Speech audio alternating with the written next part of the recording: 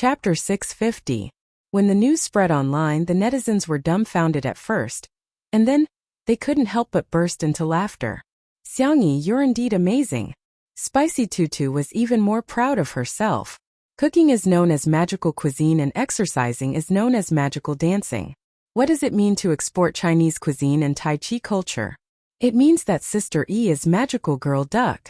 Soon, the hashtag magical girl E became a trending topic on the internet. She clicked on it to see that there were all sorts of netizens' comments. Ah, this is hilarious. Is Xiangyi really not going to consider becoming a comedian? Not only is Xiangyi hilarious, her fans have also gone out of line a few times. They're Buddhist, silly, chunibu and positive. This is what a fan should be like. This joke is so magical. The little girl in my kindergarten has already started asking me how Sister Xiangyi transformed. How should I answer her? I'm waiting for an answer online. It's urgent. It was lunchtime. The initial results of the treatment plan were evident, and the team of experts could finally sit down for a meal. Looking at his little granddaughter who had lost a lot of weight in just a few days, Xiangyin's heart ached. Although he refused to say anything, his actions were very honest as he kept putting food into Xiangyi's bowl. In addition, Fang Laoyun, Old Jing, and the others were also helping Xiangyi to the dishes. The food in front of her had already piled up into a mountain. Xiangyi didn't refuse and ate obediently. Her cheeks were full and round, making her look like a little hamster. By the way, the reporters from CCTV will be coming over for a few minutes later for a live broadcast. Old Mr. Fang was the most well-informed. He said smilingly, they'll probably focus on interviewing Xiangyi. In the words of a young man, Xiangyi was not only the most capable expert in the team of experts, she was also the most good-looking one. Xiangyi said, "Oh." She then took a big bite of the beef patty. The reporters from CCTV happened to enter and captured this scene. Unlike the previous live broadcast of the news on the West Continent TV station, this time it was a live broadcast that everyone in the country could watch. Hence, regardless of gender, age or gender, all the viewers who were watching the news were struck by the sight of Xiangyi eating the biscuit in one bite. The elderly. Look at how hungry she is. She's at Grandpa and Grandma's house. The middle-aged man. She's eating so well. She's eating so. It would be great if she was his daughter. Young man. Ah, so cute, I'm gone. What kind of peerless cutie is Sister E? Reporter Song, who came for the interview, saw this scene and had a hard time holding back his laughter. He secretly pinched his thigh and walked to the table. He first greeted the experts and then began the interview. First was the issue of the epidemic that the public was most concerned about. Elder Fang spoke on behalf of the representative and answered the reporter's question. Everything is going well. The future is promising. I only hope that the country will prosper and the people will be at peace. Then it was time to chat. Sure enough, Reporter Song pointed the microphone at Xiangyi. Dr. Xiangyi, is this biscuit delicious? How does it taste? He thought that the girl would act pitiful or complain. After all, she was still a little girl. It was indeed not easy for her to work so hard. Unexpectedly, the young girl gave a thumbs up. Fragrant, so fragrant. Puff. Whether it was the people at the scene or the audience in front of the screen, everyone burst into laughter. However, the girl rubbed her belly in a serious and embarrassed manner. I still want to eat one more. Is that okay? Chapter 651. In an instant. The audience. The netizens on the internet were all roaring in real time. Eat.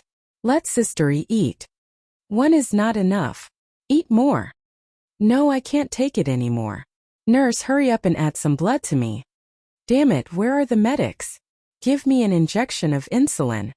With a sullen expression, Xiangyin handed her a pancake and said in a fierce tone, Eat.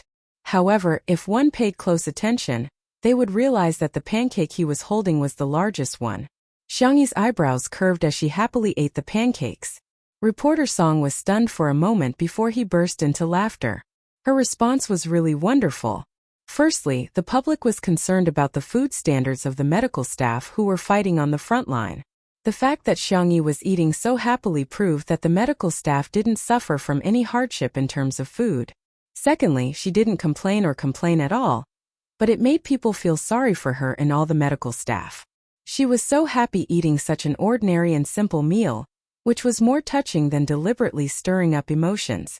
Reporter Song thought of another entry point and subconsciously changed the way he addressed Xiangyi.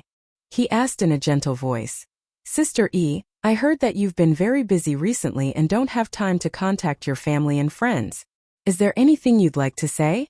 Our production team can pass the message on your behalf." Xiangyi blinked and asked, "Can I only say it to one person?"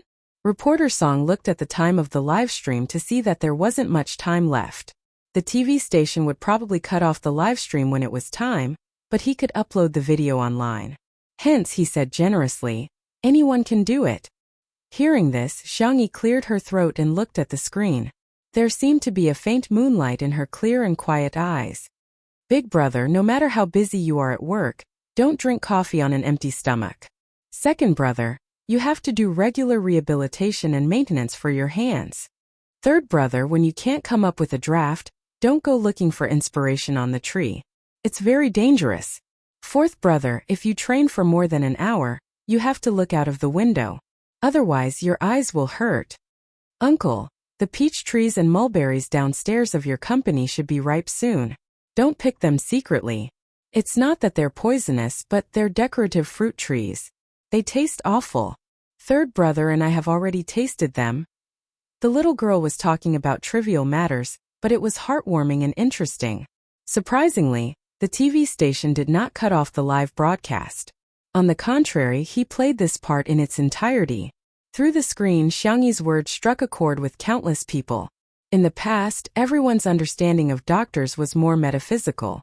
In fact, there was often negative news about doctors in society. Conflicts between doctors and patients happened from time to time. That was because ordinary people did not understand doctors at all. Now, he suddenly realized that doctors were also humans. There were also feelings of joy, anger, sorrow, and joy. There were also feelings of longing, and such a cute and soft side. The corners of many people's eyes were slightly wet. However, he heard Xiangyi suddenly pause for 2 seconds. Then she pursed her lips and lowered her eyes. Her black eyelashes trembled slightly. "And boyfriend? Did you miss me? The audience? Where? Aren't we watching Central TV News? Why was she being fed dog food?" On the screen, the fair and beautiful girl mustered up the courage to look directly at the camera. Her eyes were like falling stars, bright and smiling. She said softly, "I missed you." After saying that, the little girl pretended to be calm. However, her soft and slender fingers, which were holding the beef patty, curled up shyly. Chapter 652. The audience was grinning from ear to ear.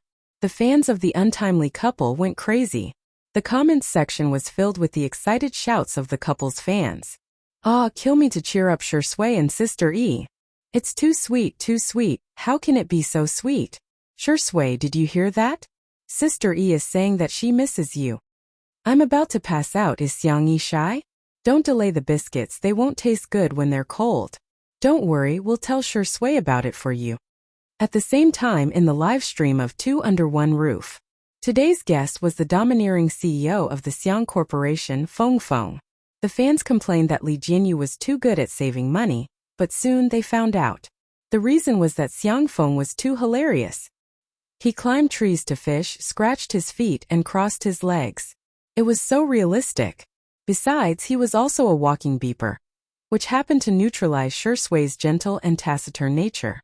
The two of them had been live streaming for half a day, and even the Sui Feng couple had popped up. "What should we do? Domineering CEO X Sui Feng is a demon. Do you think we can get married?"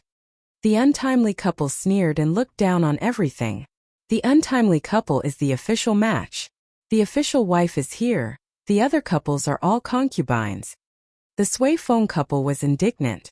They had been brothers for many years, and during Shui's most difficult time, Xiang Feng was the one who reached out to him and signed him. In terms of age, Shui and Xiang Feng had known each other for several years longer than Shui and Xiangyi. However, when Shui turned on the TV to watch the live news, the comment section was instantly filled with comments about the untimely couple. The Sui Feng couple wept. "We were wrong after all. Xiang Feng was very noisy and he was the type of person who could talk to himself and entertain himself, let alone when he was with Shui. He munched on potato chips and said smugly, "Our little Xiangyi is so beautiful. She can actually resist the HD filterless camera of CCTV." Everyone finally snapped out of their daze. Yeah. This was a live broadcast on Central TV. All kinds of demons and ghosts had to show themselves, but Xiangyi not only resisted, but also highlighted her delicate facial features. In the crowd it was so white that it seemed to glow. The little girl was eating meat pies. In the living room, two men occupied the two ends of the sofa. One of them was smiling so widely that his eyes couldn't be seen, while the other's thin lips were slightly curved and his eyes were filled with love. When Xiang Feng heard the instructions to his family, he wailed and slapped his thigh. "Sob sob, little Xiangyi. You went to pick peaches and mulberries with Chi-Chi without me." Netizens. Feng Feng of the Xiang clan. Isn't your focus a bit off? Shui's elbows and jawline were smooth as he leaned lazily on the sofa, looking extremely relaxed. But when he heard the words, "I miss you," his dark eyes lit up. It was as if the cold Milky Way was burning hot. Xiang Feng was dissatisfied. "Why don't you miss me? Am I not your favorite little uncle?" Next to him, Shui softly hummed and lowered her eyebrows. Her handsome face was blurred by the light and shadow, but her voice was clear and cheerful. "Yeah, I miss you too."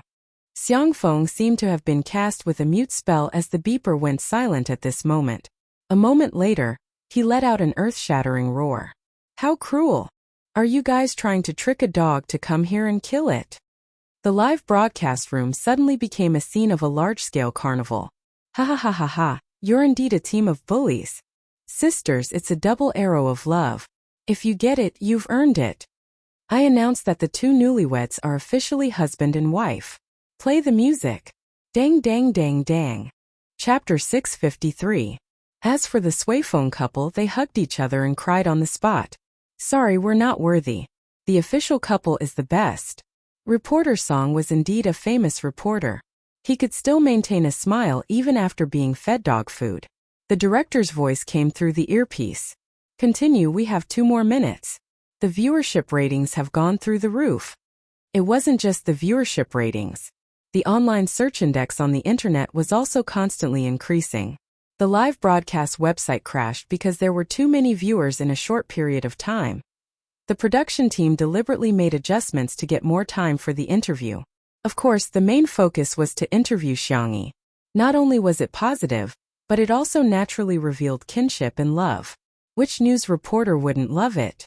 Reporter Song thought for a while and asked about Xiangyi's Tai Chi exercise. "Sister E, your Tai Chi exercise has become popular overseas. Do you have anything to say about it?" Xiangyi said embarrassedly, "I can't say that it's mine. I adapted it based on some basic movements of Tai Chi. It's actually equivalent to radio gymnastics. It's mainly to let the patient move around and relax." "I see." Reporter Song smiled and asked, "I'm a little surprised. There aren't many young people who know Tai Chi these days." "I just know a little. Why don't Sister E teach us a few self-defense Tai Chi moves?" Xiangyi hesitated for a moment and said, "Can I train?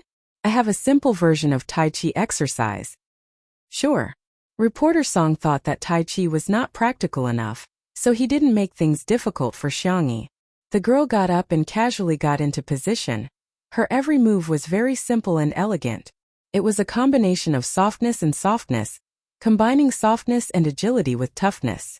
Her will, chi, form, and spirit were all in harmony, like flowing water. The audience was dumbfounded. Her movements are simple, but her aura is too strong. I'm shocked. I can feel the wind through the screen. Sister E can't really know martial arts, can she? Ha, that's all there is to it. If she wants to punch me, she'll have to kneel on the ground and beg me not to die.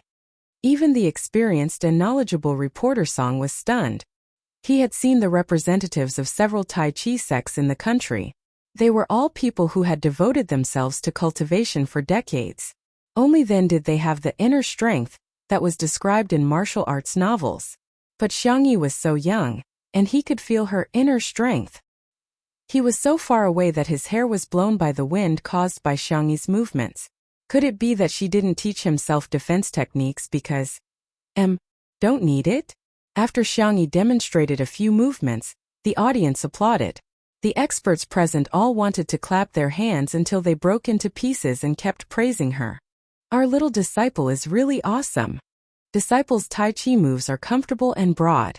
Hardness and softness complement each other. And the will and Qi combine. Wonderful. Is there anything in this world that my beloved disciple can't do? No. My beloved disciple is too awesome. The little girl was a little embarrassed. She pursed her lips and said, It's not that powerful, expert team. Of course not. Our obedient disciples are outstanding. Plain and simple, spacious and empty like a valley. Disciple, you don't have to be too humble. That's right, that's right. If anyone dares to say anything bad about you, I'll dissect a little rabbit for them to see, humph. Everyone was talking at once. They really treated the little girl like a pearl in their palms. The audience was mesmerized on the spot. TSK, aren't you experts usually very serious? Why are you spoiling a little girl like this? Chapter 654. The atmosphere was joyous and harmonious. All of a sudden, the bell on the table rang. The experts who were originally relaxed immediately sat up straight with stern expressions. Some hurriedly wiped their mouths, some hurriedly tidied up their clothes, and some skillfully removed their wigs at first. There were still some audience members who were puzzled and joked around. I'm going to be struck by lightning if I persuade people to learn medicine. Expert. I'm going bald in the path of medicine, but I've also become stronger. I suddenly realized that Xiangyi and Xiangyin have the best hair out of all of them. The Xiang family's genes are really impressive. Reporter Song was about to ask Xiangyi what happened, but he saw her striding out. Dr. Xiangyi? She looked back with her clear eyes calm and indifferent. She nodded at him slightly and said, Excuse me. Reporter Song was confused. Why did she leave just like that? The other younger experts also left one after another. Eager to protect his disciple, Elder Jing supported himself with the table and got up. No, I have to go and take a look. I can't let my dear disciple tire herself out. However, after getting up, his body swayed a little. Reporter Song was quick to react and hurriedly supported him. Elder Jing's eyes were red with anger. If I were 10 years younger, this would be nothing. Nothing. Elder Yun sighed. They were now in the mood to practice medicine, but they didn't have the strength to do so. After days of hard work, Xiangyi was the only one who could still run.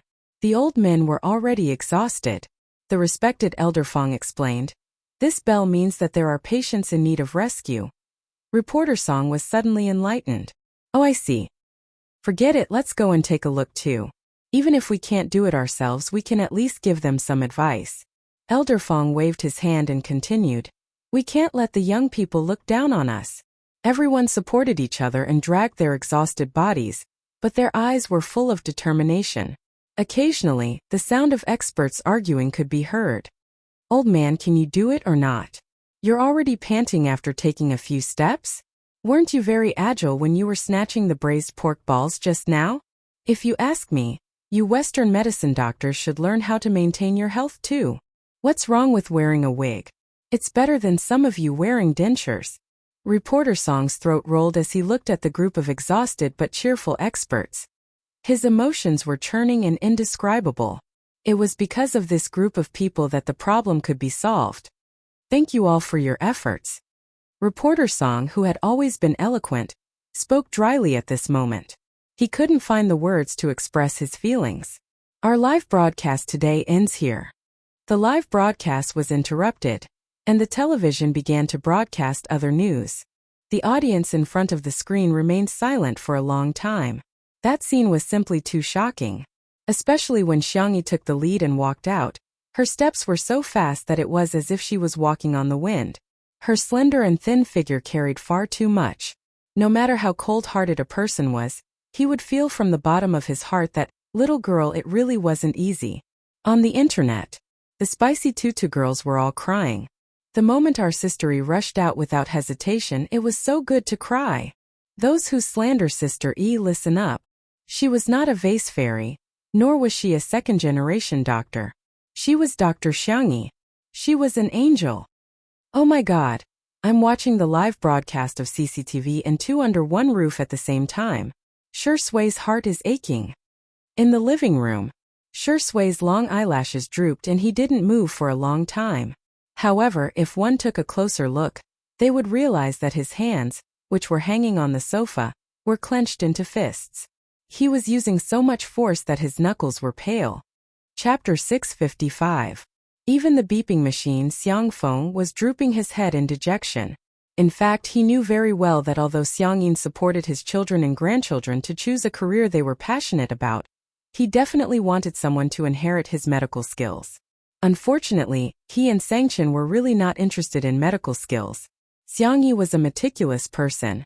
She could sense Xiangyin's disappointment, so she had been following him around since she was a child. It was undeniable that she was indeed interested in medical skills, but more than that, she didn't want Xiangyin to have no successor. When she was a child, Xiangyi would often doze off while memorizing Chinese medicine prescriptions. Occasionally, when she encountered difficult problems that she couldn't figure out, she would secretly hide in a corner and cry. Xiangfeng still felt his heart ache when he thought about it. He thought that his niece would be happy when she grew up, but to his surprise, she seemed to have more worries and responsibilities.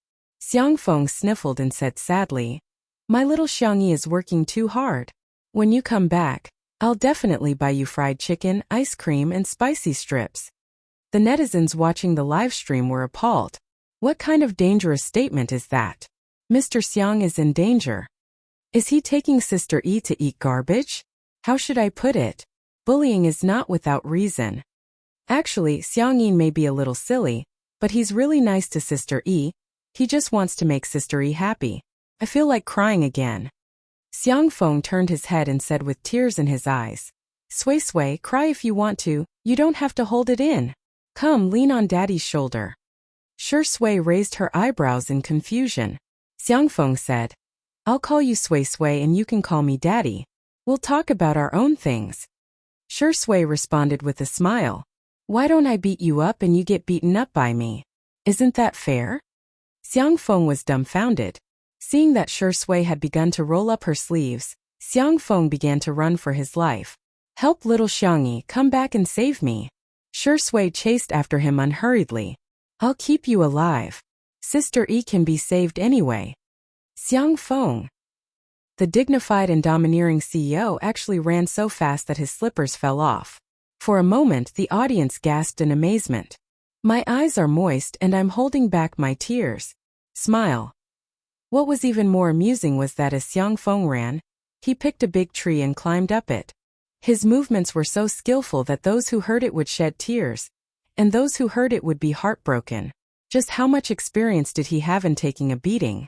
Little Uncle's act of climbing trees to save his life is so practiced that it makes one's heart ache. I'm imagining him being chased and beaten up by Brother Damao and Brother Ermao. Feng of the Xiang family is such a pitiful man. Help! Who still remembers that Xiangfeng is a domineering CEO? Why isn't he smiling wickedly? There's no fan-shaped statistics in his eyes either. Sui crossed her arms and said faintly, "Come down." Xiangfeng hugged the tree trunk and said in a trembling voice, "Come up." Sui sneered. Xiangfeng trembled. He remembered that Sui also knew how to climb trees. Boo-hoo, what if he climbs up too? Xiangfeng was suffering, but through the lush foliage, he couldn't see the situation under the tree clearly. After waiting for a long time, there was no movement under the tree. Xiangfeng had an urge to pee, but he didn't dare to go down. Xiangfeng's imagination ran wild. Sui must be waiting for me down there. If I go down now, wouldn't I be walking right into a trap? Boo-hoo. Little did he know that Sui only stayed under the tree for a moment before leaving. The camera was still looking up at the tree, but the audience in the live stream couldn't stop laughing. I'm laughing so hard, ha ha ha ha ha. Chapter 656. Shocking. A certain domineering CEO is showing signs of atavism. Shuringdi is so black-bellied, he left just like that. Mr. Xiang is so pitiful. Xiangfeng stayed on the tree for about 2 or 3 minutes before cautiously poking his head down to take a look. Huh. Where is she? He looked confused for a few seconds before regaining his composure. Ha, it's just an empty fort. Xiangfeng was like a detective deducing a crime scene. Sway Sway, you've underestimated me. The man's serious comical look was even funnier than a comedian racking his brains for a joke. The audience in the live stream once again burst into laughter.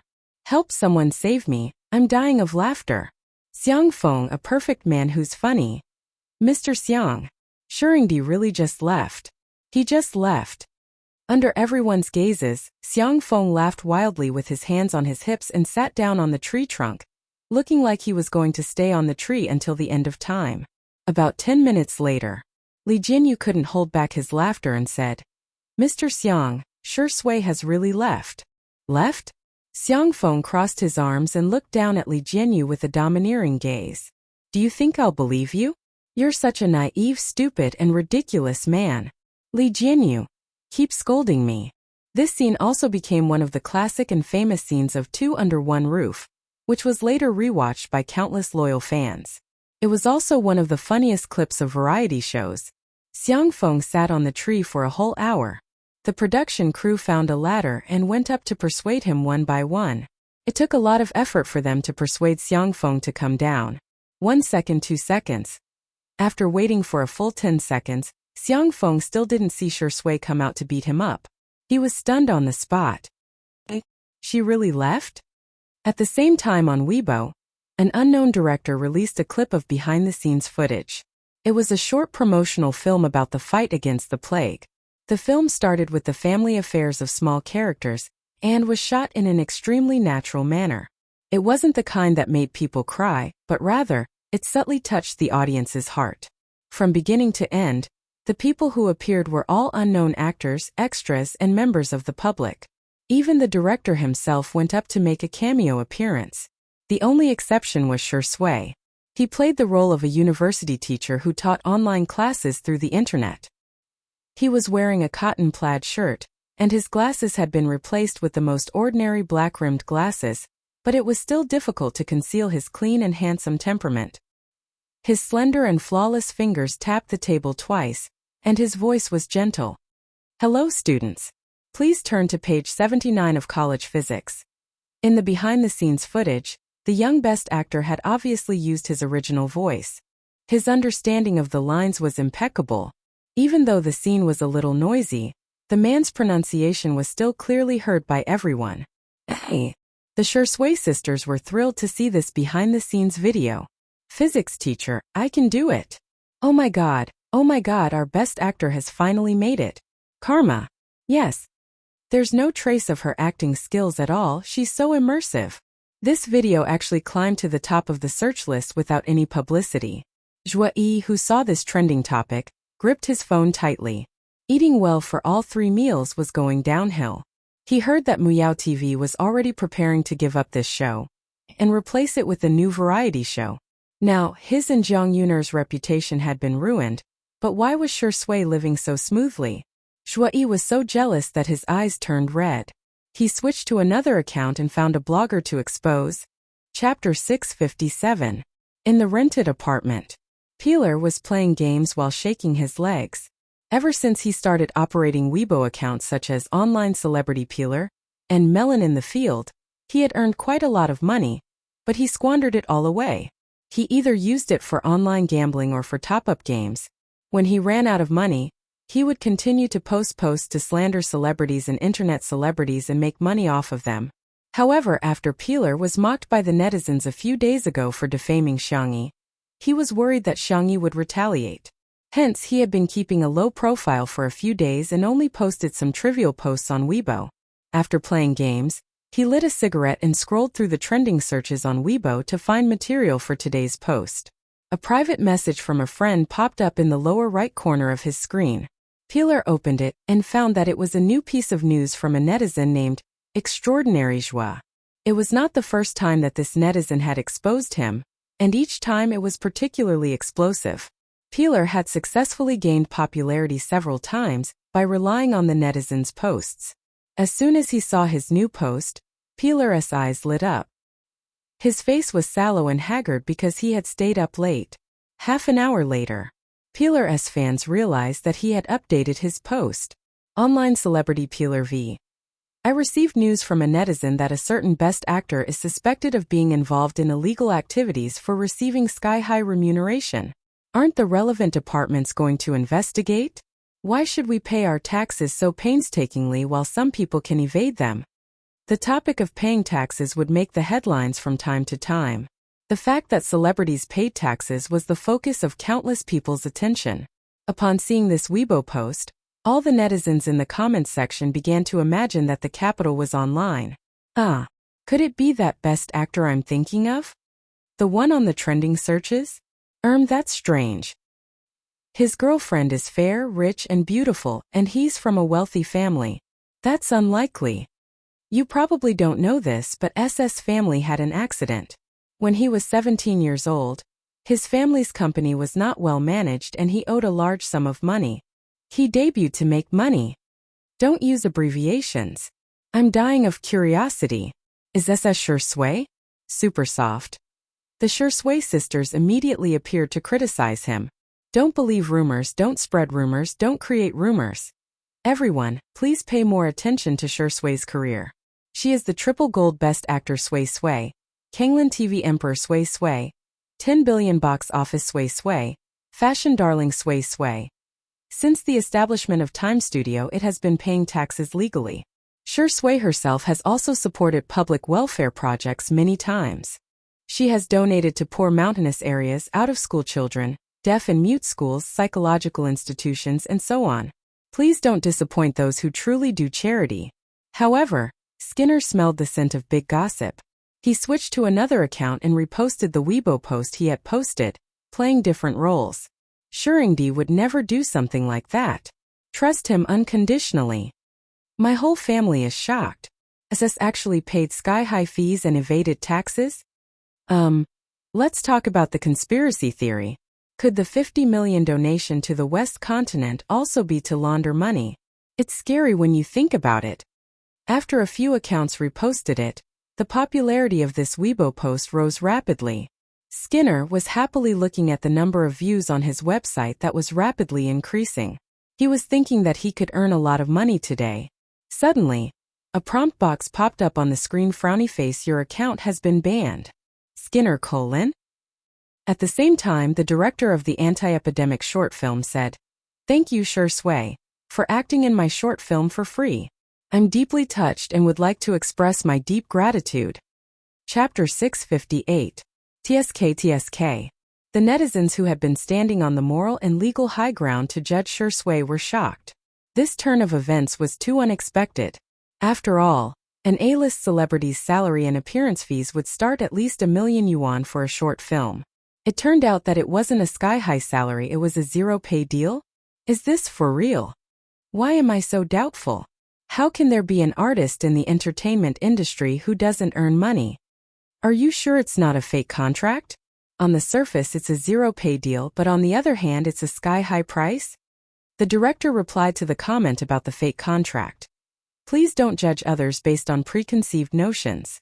Perhaps such a phenomenon really exists in the industry, but I'm willing to guarantee with my life that Shui didn't take a single cent, not even the transportation fees.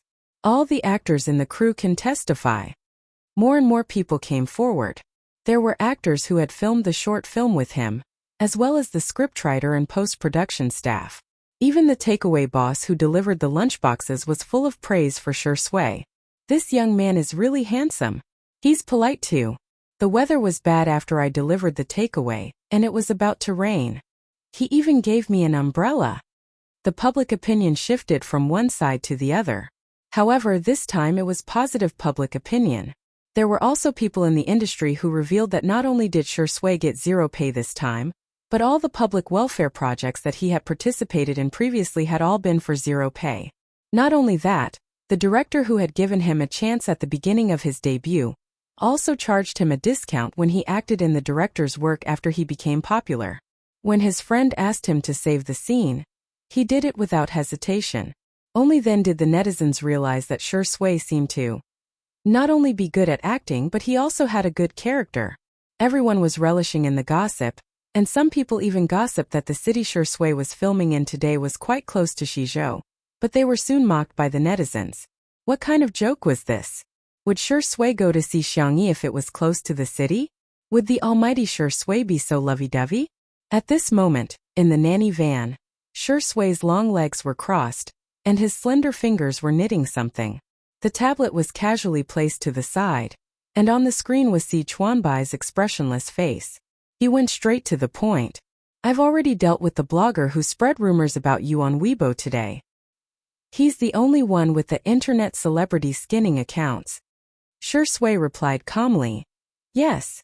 Si Chuanbai saw that his reaction was normal, so he added, he often slandered Sister E, but his computer skills are very good. He even filled in his information from overseas. It took a lot of effort to successfully report him. I've sent the details to Mr. Sangchen, and he said that he will personally write the legal documents. Nowadays, spreading rumors didn't come without cost. At the very least, they had to publicly apologize. If it was any other artist, they probably wouldn't have been so calculative. Unfortunately, he had provoked a certain crazy sister protector. Sure Sui frowned. Are there many people who slander Sister E? They've all been reported. Oh? Si Chuanbai was speechless. You don't even care if I'm slandering you, but why do you change when I mention Sister E? Tiske, there are still two faces. Okay, I'll do as I see fit. If there's nothing else, I'm hanging up. Sure Sui picked up the tablet and was about to end the video call. Si Chuanbai inadvertently caught a glimpse of the colorful yarn at the man's fingertips and exclaimed in surprise. You're knitting? Chapter 659. It's not. Si Chuanbai heaved a sigh of relief. The next second he heard Sure Sui say casually, it's a hair clip. Si Chuanbai was confused. What was that? Was it the hair clip that he understood? It's for Sister E. Sure Sui tapped her fingers and sent a few photos to Si Chuanbai. It was the most popular knitted hair clip with bright colors and cute patterns. The other kids have one, but Sister E has to have one too. Si Chuanbai looked at the strawberry hair clip, bunny hair clip, and snow white hair clip and fell silent. I'll continue. Goodbye. Sure Sui hung up calmly. Si Chuanbai paused for a few seconds and asked Anan, hey little colorful hair. In the office, Anan was using his laptop to chat with the netizens. His speed and ability to spit out vulgarities was amazing. However, while the netizens were ferocious with their keyboards, the real Anan sucked on a lollipop and let out a cute, ah. Si Chuanbai told him about Sure Sui knitting the hair clip and showed him the photos. This thing only costs a few yuan online, right? Do you have to knit it yourself? Anan said. This is probably why you can't find a girlfriend. Si Chuanbai raised his eyebrows. Oh. Don't you think it's sweet? Anan's tone was angry. Sugar. It's sugar. Who would be able to resist making something for the person they like? Is that so? Anan clicked on #untimely hashtag and taught Si Chuanbai how to make sugar. Come. I'll teach you how to make sugar. What's the essence of making sugar? First, it's eye contact, second, it's conversation, and third, it's details. But the real sugar is when two people are not in the same frame and can make a lot of sugar. We usually call this realm a sugar lover. Si Chuanbai pushed up his glasses with his fingers and took notes with a serious expression on his face. From time to time he would make a few notes. In the room with the humidifier on, the water vapor was dense. Si Chuanbai, who was dressed in a suit and leather shoes, and Anan, who was relaxing and exercising, were very close to each other. After nightfall, it began to rain in the West Continent. The patients who were sent over had all received effective treatment. However, no cure had been found yet. All the experts were at a loss. It was rare for them to have some free time.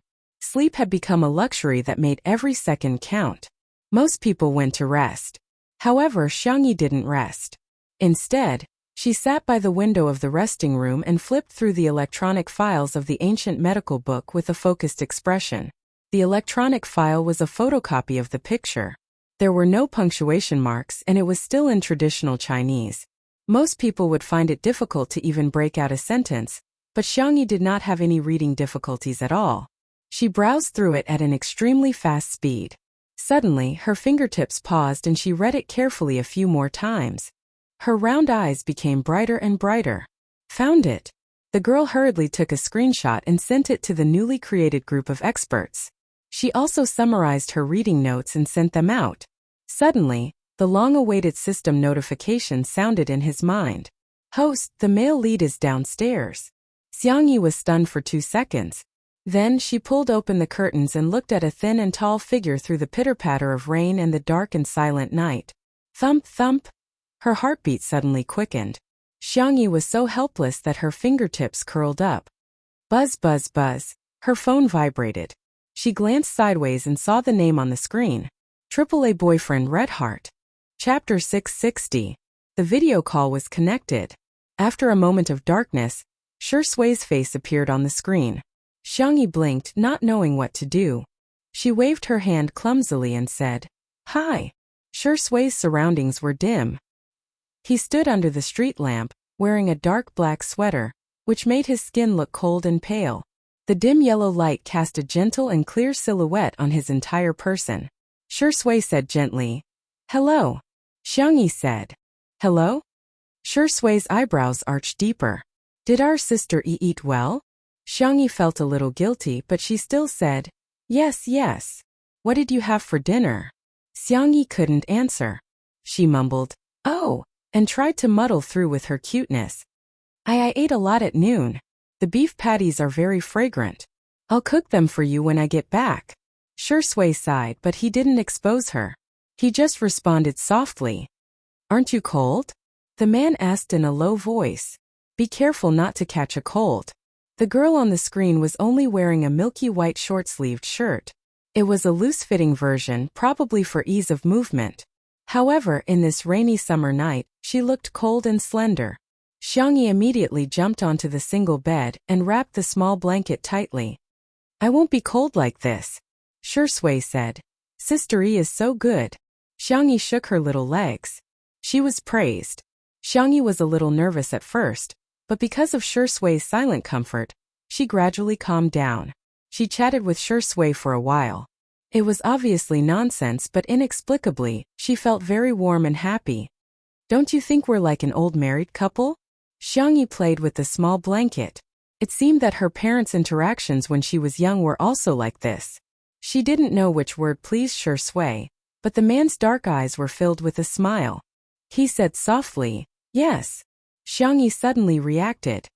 "You didn't bring an umbrella?" The drizzle soaked Shi Sui's hair. In his mind, the system's voice was bewitching. "Host, you can give the male lead an umbrella now this way. Not only can you give him an umbrella, you can also increase his favorability." Xiangyi, oh. The system was overjoyed. Finally. Is this woman finally going to do missions? This is great. The next second, Xiangyi transferred a sum of money to Shi Sui. At the same time, Shi Sui's phone rang with a notification. AAA girlfriend has transferred 1 million yuan to you. Shi Sui. The system, Xiangyi said with a serious face. I can't give you an umbrella. Otherwise, you'll be quarantined when you go back. It would even implicate Li Jianyu and Sister Ruan. Sorry, can you go to the convenience store and buy an umbrella? Or should I order takeout for you? The system was about to vomit blood. No, host, an umbrella isn't that expensive. The girl ignored it. Her delicate porcelain face was flushed. Don't misunderstand. I don't mean to humiliate you with money. I want to give you pocket money. Just like what her grandparents and brothers had given her. Her definition of pocket money since she was a child was, because her family loved her and she was loved. Unfortunately, Xiangyi was the youngest, so she couldn't give others pocket money even if she wanted to. But today, she finally gave it to her boyfriend. Why aren't you saying anything? Xiangyi was a little uneasy. Would this hurt Shi Sui's self-esteem? Was her boyfriend angry? Chapter 661. On the other end of the screen, Shi Sui pulled up his sweater and put on the hood to block out the shadows. His Adam's apple bobbed as unfamiliar emotions surged in his heart. But it was beautiful. Shi Sui had always been a supporter of equal rights between men and women. He wasn't a male chauvinist, so he didn't feel that Xiangyi was insulting him or pitying him by giving him money. He really felt happy. When he was young, his parents lived apart. When he was young, his family changed. To Shi Sui, pocket money was an extremely luxurious thing. But little bunny gave him pocket money. Such a gentle, soft, and warm little bunny. If you don't like it, I won't do it again. I'm sorry, it's my first time in a relationship. It's my fault. Can you talk to me? The girl's clear voice came through the phone. Shui finally raised his eyebrows. Those upturned peach blossom eyes seemed to be studded with stars, bright and burning. Thank you, Sister E.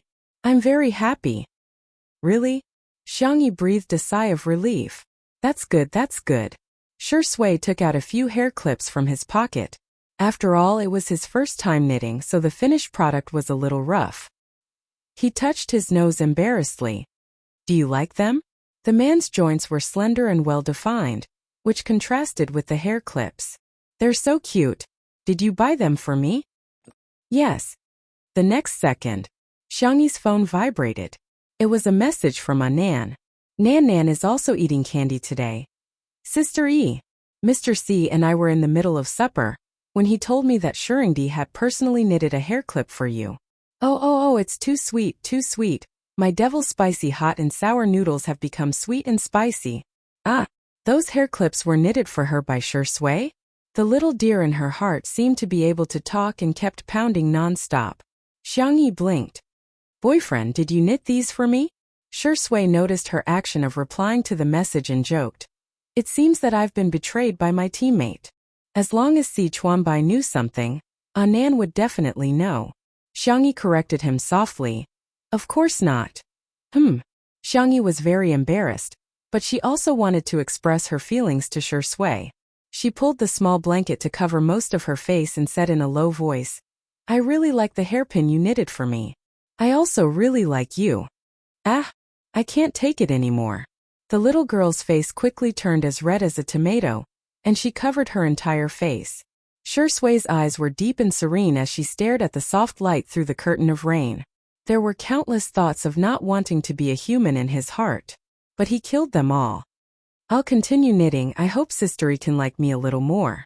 The man's tone was as gentle as jade, and it sounded very affectionate in the middle of the night. Xiangyi was so shy that her toes curled up. She quietly opened a gap and happened to make eye contact with Shui, who was smiling. Hey! Her ancestral arrogance was activated. The little girl's heart softened and she said stubbornly, I'm not looking at you, I just want to see the hairpin. I don't know how it'll look like after I put it on. Shui raised his eyebrows. Then let me help you try it on? Xiangyi was stunned. Huh. The man looked down and slowly put the little rabbit, strawberry, and snow-white hairpins on his head one by one. He looked up and his thick and long eyelashes fluttered, making him look like a charming demon. Even the surrounding scenery instantly became lively. Are you satisfied? Ime. Chapter 662. Boom.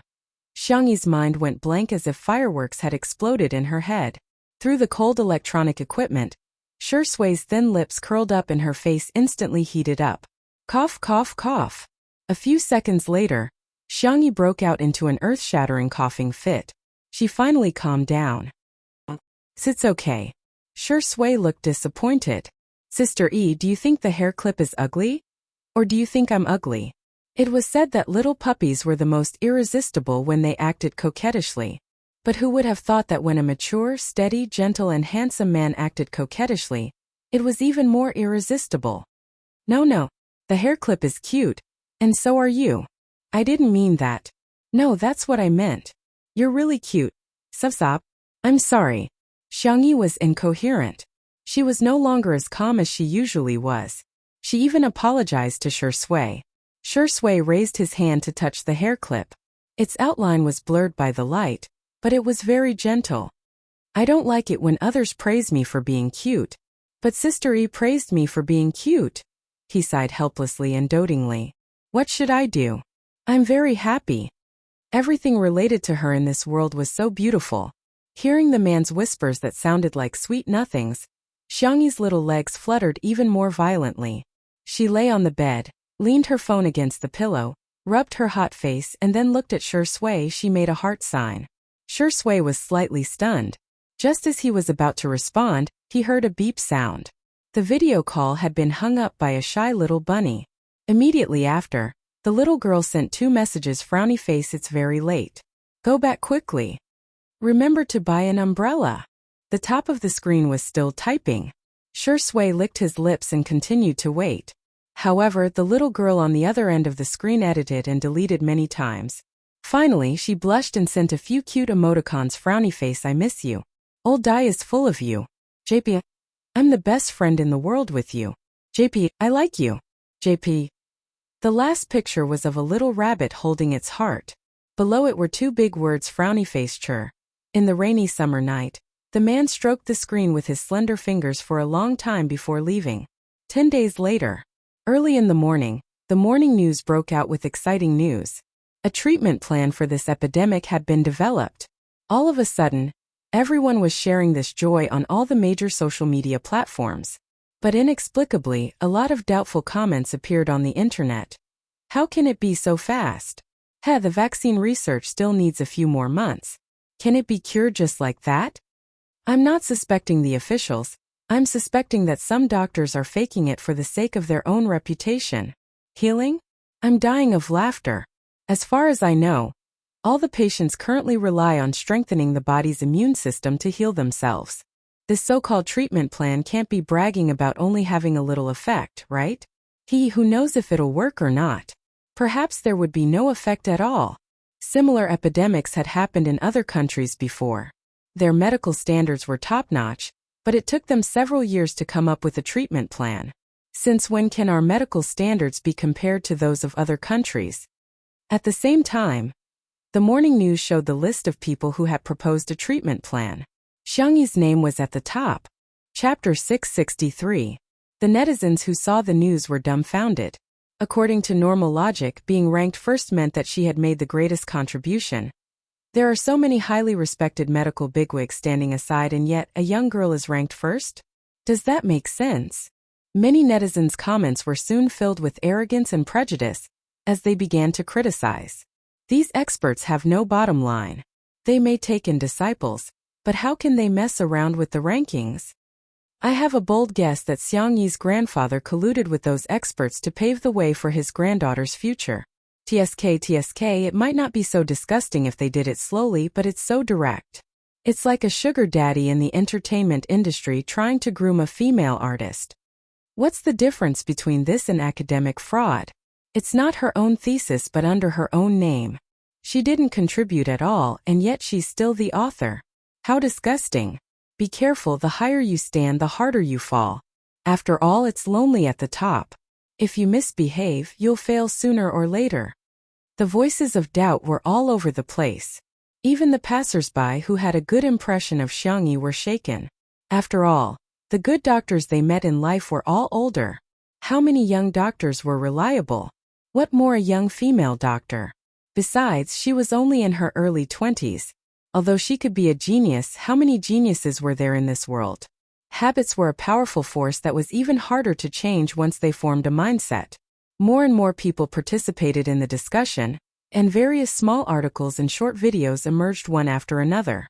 The discussion about the treatment plan was far less than the discussion about Xiangyi. The officials didn't expect that the public's focus would deviate to such an extent. Just as the public opinion was at its peak, the official Weibo account of Two Under One Roof posted a new post, frowny face. Two Under One Roof v. Sister E, welcome home. See you guys at dinner. See you at the live stream. The accompanying picture was of a black car parked at the gate of Little Rabbit Farm, and a young girl alighting from the car with a backpack on her back. The setting sun was a large patch of orange on the horizon, and half of the young girl's face was hidden in the shadows, as if she had been plated with a layer of filter. She looked quiet and composed. However, she had obviously lost a lot of weight, and even though she was wearing a mask, it was obvious that her chin had become sharper. All of a sudden, the netizens who couldn't sit still flooded the live stream. They didn't say much and started to scold her. As a doctor, how could you come back? No way. The news is still blowing up, and he's already a deserter? She's dressed to short-sleeve jeans, bright yellow school bag. Where was the professionalism that a doctor should have? How can we trust her? At this moment, a tall and slender figure appeared on the screen. The photographer slowly zoomed in to ensure that the two of them were in the same frame. In an instant, a scene that resembled an idol drama appeared before everyone's eyes. Shui naturally took Xiangyi's bag and rubbed her hair. I'm back. Xiangyi's eyes curved slightly. I brought you a lot of things. Xiangyi pulled open the zipper, and the things inside gushed out as if they had exploded. The little girl introduced him in a gentle voice. This is the most famous shrimp and custard bun in the West Continent. This is the medicinal plaster that Grandpa Fong gave me. It's a secret ancestral recipe. And the blind box I picked at the station. Look, isn't this very similar to yours? I'm so lucky. The girl was like a dragon who loved to hoard shiny treasures, but she didn't hesitate to share them with her baby. The netizens in the live stream were speechless. They suddenly didn't know what to say. It's quite sweet. Chapter 664. Every time Xiangyi took out an item, she would introduce it to him seriously. She was chattering incessantly but not noisy at all. Shui's gaze was affectionate and he smiled gently. From time to time he would nod and chime in. He waited for her to introduce the entire bag of items. Are all of them for me? The man asked softly. Xiangyi nodded vigorously. Xiao Naofu, who was not far away, took a few steps back when it heard those words. Its eyes were full of disbelief. Li Jinyu gestured for the cameraman to give Xiao Naofu a close-up shot, which instantly made the audience laugh. Ha ha ha, Director Li, you're so good at this. Xiao Naofu, that year I made a mistake after all. Oh my god. Is little Shiji a spirit? He actually pulled Xiao Naofu into his arms and kissed it. Xiao Naofu CP is so awesome. I'm sick of it, I'm really sick of it. This couple must be 99%. The creamy yellow Shiba Inu held the kitten in his arms and licked its fluffy fur, as if he was saying with his actions, "Ha, kitten, you're mine." He's even more domineering than my owner Xiang Feng. Xiao Naofu was so traumatized that it forgot to resist. Before it knew it, its head was covered in saliva. The audience expressed their opinions. I can't take it anymore, my diabetes is getting worse. I never expected that I'd have to eat Xiao Naofu and little Shiji's dog food too. Shui equals live-in son-in-law, little Shiji equals live-in son-in-law. So Shui equals a dog. Is there something wrong with that, friends? The comments section was extremely lively, and the tense atmosphere from before was gone. Shui led Xiangyi into the living room and pressed her down on the sofa to rest. He didn't forget to place a soft pillow behind her back. He lowered his head and turned on the TV, after which he switched to a variety show. He had also prepared snacks and fruits. The food is ready, I'll go get it. Xiangyi said softly. Why are you such a good husband and father? Shui couldn't help but laugh as he stared at Xiangyi for a few seconds. Xiangyi was puzzled. Why do you keep looking at me? Did I say something wrong? The only response she got was a pair of warm palms rubbing the top of her head a few times. Wait for me. When the man strode into the kitchen with his long legs, Xiangyi suddenly realized that something was wrong. A good husband and a good father. They were just dating. What nonsense was she spouting? The untimely CP fans in the live stream all smiled at the same time. Shui, thank you, Sister E. I will try my best to be a good husband and a good father. Cute, cute. Am I the only one who thinks that Shuringdi's wait for me is a double entendre? The first meaning is, wait for me to bring you food. The second meaning is, wait for me to become your husband. Ha ha ha, quickly cover Xiao Naofu's eyes. We kittens can't watch this. However, it was too late. Xiao Naofu suffered another blow, and his heart was like dead ashes. This stupid woman doesn't have me in her heart. Xiao Naofu lay on the ground, paralyzed like a cat biscuit with its paws spread out like a crippled cat. Little Shiji anxiously circled around it, but no matter how much it licked its fur, Xiao Naofu remained indifferent. Until a sweet and soft voice rang out softly. Xiao Naofu, look what this is. Dang dang dang. Xiao Naofu. No matter what this stupid woman takes out, I won't forgive her. In the next second, Xiangyi pulled over an oversized suitcase that was countless times larger than her backpack. Xiao Naofu. Xiao Naofu. Meow meow meow. Chapter 665. Are these? Xiao Naofu tried to suppress the excitement in its heart. Xiangyi opened the box, and as expected it was full of things for Xiao Naofu. Cat food, cat snacks, cat toys. There was even a compilation CD of cartoons for kittens to watch. The audience was dumbfounded. Is this the legendary cat cartoon? You'll have to pay for the homophonic joke. Ha ha ha, Xiao Naofu's reaction is so funny. It went from lying down to wagging its tail. Baby, don't forget that you're a kitten. Why are you learning from little Shiji and Shui? Do you like it? Xiangyi asked with a smile while kneeling on the tatami. Xiao Naofu's eyes were glistening, and it couldn't help but scratch the toys with its paws. However, it was still acting very arrogant. Meow meow. Humph, it's just SOSO. Xiangyi put a golden bell on it, which made a crisp sound when she fiddled with it with her slender fingers. Xiao Naofu. Meow. I don't want to wear this. This is the big tiger's favorite bell. Meow? Meow. Really? I want to wear it.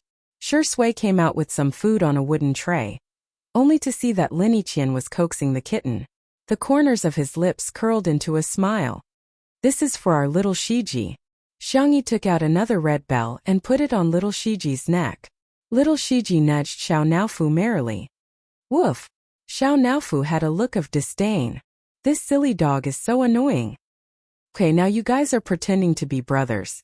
Xiangyi was extremely satisfied and picked up her cell phone to take photos of the cat and dog. Both of them were very photogenic and looked good in all the photos.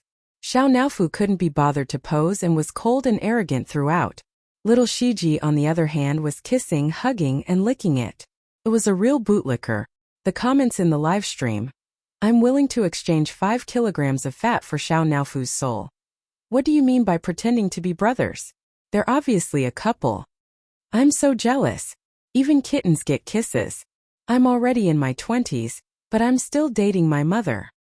Xiangyi took out a DVD player and put the disc in. The TV began to play a cartoon. Xiao Naofu and little Shiji squatted in front of the coffee table and watched with great interest. Since there were no guests, Xiangyi and Shui didn't pay much attention to the table and sat down to eat. The dinner that Shui made was very simple. Millet yam porridge, boiled vegetables, custard buns, and shrimp dumplings. Xiangyi tasted them one by one. How does it taste?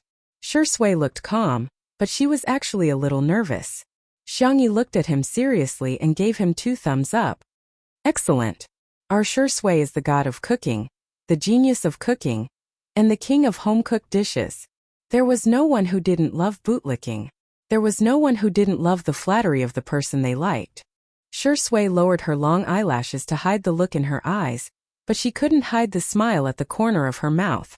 Countless people in front of the screen were overwhelmed by her sweetness and almost forgot to question Xiangyi at the beginning. However, after the meal, Shui put the cutlery into the dishwasher, while Xiangyi cooked some medicinal cuisine in a casserole pot. Steam rose from the pot, and the bitterness of the Chinese medicine mixed with the aroma of the ingredients wafted into everyone's noses.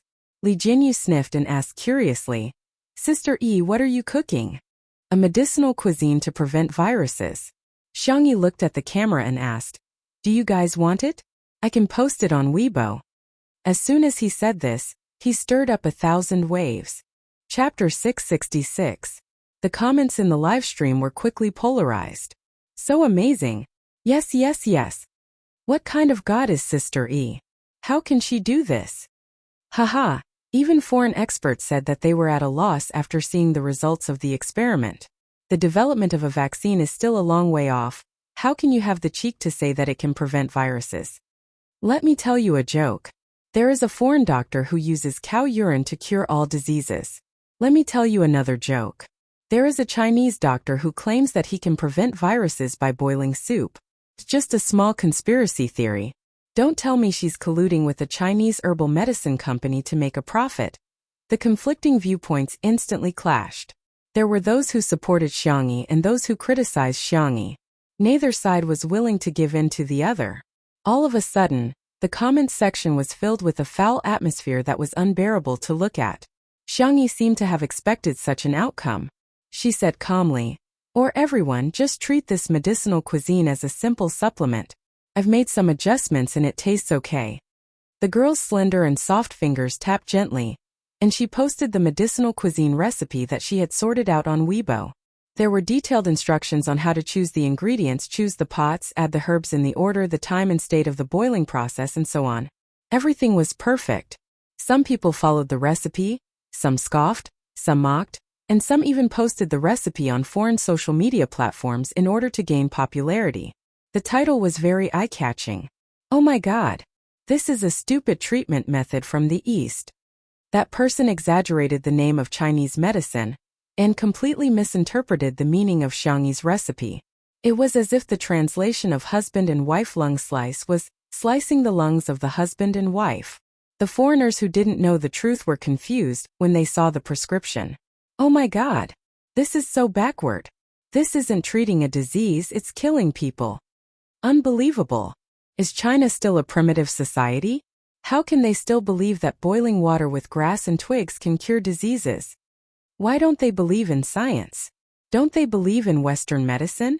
Western medicine is the greatest and most sacred knowledge in this world. After Xiangyi's recipe went viral overseas, the netizens brought it back to Weibo to gossip. When the netizens saw these comments, they were immediately filled with righteous indignation and criticized Xiangyi for bringing shame to traditional Chinese medicine.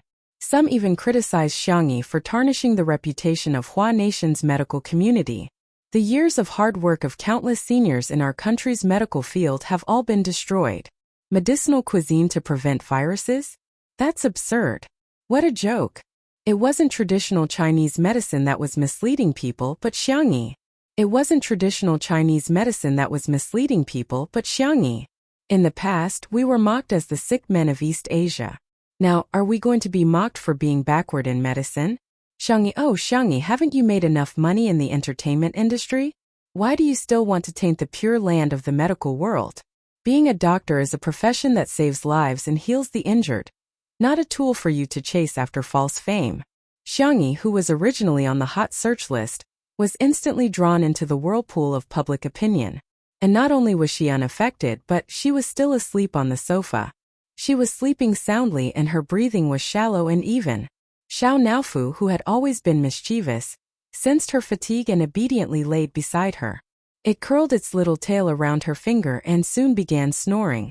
Little Shiji laid on the carpet beside the sofa and fell asleep with Xiao Naofu's favorite salted fish toy in his arms. The room was quiet and filled with the fragrance of herbs. Sure Sui. She slowly took out her crochet needle and calmly began knitting a new hair clip. The netizens were dumbfounded. Chapter 667. Is this still the refined, abstinent, aloof Sure Sui? You're too proficient in hooking the hairpin. Even Li Jianyu was stunned. In the viewfinder, Sure Sui's long and slender fingers were hooking the hairpin skillfully. He flipped it up and down and soon the outline of a rabbit's ear was vaguely visible. Li Jianyu muttered to himself, "Is this Daddy sure? He's so strong and terrifying." The netizens watching the live stream had mixed feelings. His skills. Do you need needles? It's such a pity that such beautiful hands aren't used to knit sweaters. I always thought that Sure Sui was the only one who could sew haute couture clothes and luxury wristwatches. I never thought that one day I'd be sewn with needles. Weave. Hair. Card. I wanted to criticize Xiangyi, but why does she look so cute even when she's asleep? Damn. I can't criticize her anymore. I'd better follow Sure Sui and knit the hairpin together. Yes, we're just so shameless. Spicy Tutu also noticed that Xiangyi was exhausted. Must be exhausted. She fell asleep as soon as she hit the bed. She looks like a worker who has worked overtime. Sister is so pitiful. She gets criticized for everything she does, but some keyboard warriors, what have you done? I want to ask those who criticize Sister don't you have a heart? She rushed to the front line of the epidemic as soon as possible and treated the patients without rest. She's also the biggest contributor to the cure plan. What else do you want? Why are you holding Sister to the standards of a saint and holding yourself to the standards of a slut? They really felt sorry for Xiangyi. The internet magnified the malice and hostility of people, and ordinary people would feel terrible after being criticized. Xiangyi had been criticized by the entire internet for such a long time. Prejudice and haters would always exist, and there were too many times that they felt powerless. However, they also wanted to work harder for her sake, and make their voices carry more weight so that more people could hear them. In that case, they might be able to change something, right? As for the foodie fans, they chose to support Xiangyi in the simplest and most straightforward way. That night, there were people sharing their medicinal cuisine on various social media platforms. There were dark cuisines that overturned cars and fed to dogs, but the dogs wouldn't eat them. There were also some that were exquisitely decorated. Just looking at them would make people drool. The most popular one was the daily vlog of a food blogger. Today, we're going to make the medicinal cuisine shared by Sister E. I've already bought the herbs and ingredients. Here's the list. The blogger had a habit of keeping accounts. He showed the purchase list to the camera, and every item was clearly marked. I saw a lot of netizens scolding her for being a money grubber. To be honest, this medicinal cuisine recipe is the most conscientious I've ever seen. Ordinary medicinal cuisine can easily cost hundreds of yuan. If you add some expensive medicinal herbs, it will be even more expensive. But when I followed Xiangyi's prescription, I only spent a little more than 100. Anyway, I feel that it's really worth it to spend 100 yuan to nourish the body, regardless of whether it can prevent the virus. After the blogger was done with his long-winded speech, he fast-forwarded the cooking process and skipped to the final stage. The pot is ready. I can already smell the aroma. It's so fragrant. I'm starting to suspect that this isn't a medicinal cuisine but Buddha jumps over the wall. A bullet comment flashed past.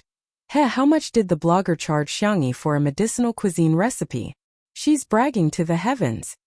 The next second, the lid of the pot was lifted, and the rising steam gathered, creating a vast expanse of white. A few seconds later, everyone could clearly see what was inside the pot. Chapter 668. A few seconds later, the camera focused and everyone could see what was inside the casserole. Unlike the dark Chinese medicine that he had imagined, the soup in the pot was surprisingly bright and clean. Wow, just by looking at the color, I can tell that this soup is going to taste terrible, the blogger exclaimed excitedly. He used a spoon to flip the ingredients at the bottom of the casserole, only to see that they had all been stewed until soft and tender. It was extremely appetizing. Gulp. The clear sound of the blogger swallowing his saliva could be heard in the video. I'm not afraid of you laughing at me, but I've recorded so many food videos, and sometimes I get tired of them too. The blogger rubbed his head at the camera and smiled honestly. I don't even have an appetite for delicacies. Haha, doesn't it sound a little like Versailles literature? While talking, he nimbly scooped up the residue of a few Chinese medicinal herbs. But today, this medicinal cuisine is no exaggeration. It really makes me hungry. How should he describe it? It was the kind of taste that he hadn't tasted in a long time. Although it was very simple and plain, just smelling it made him hungry.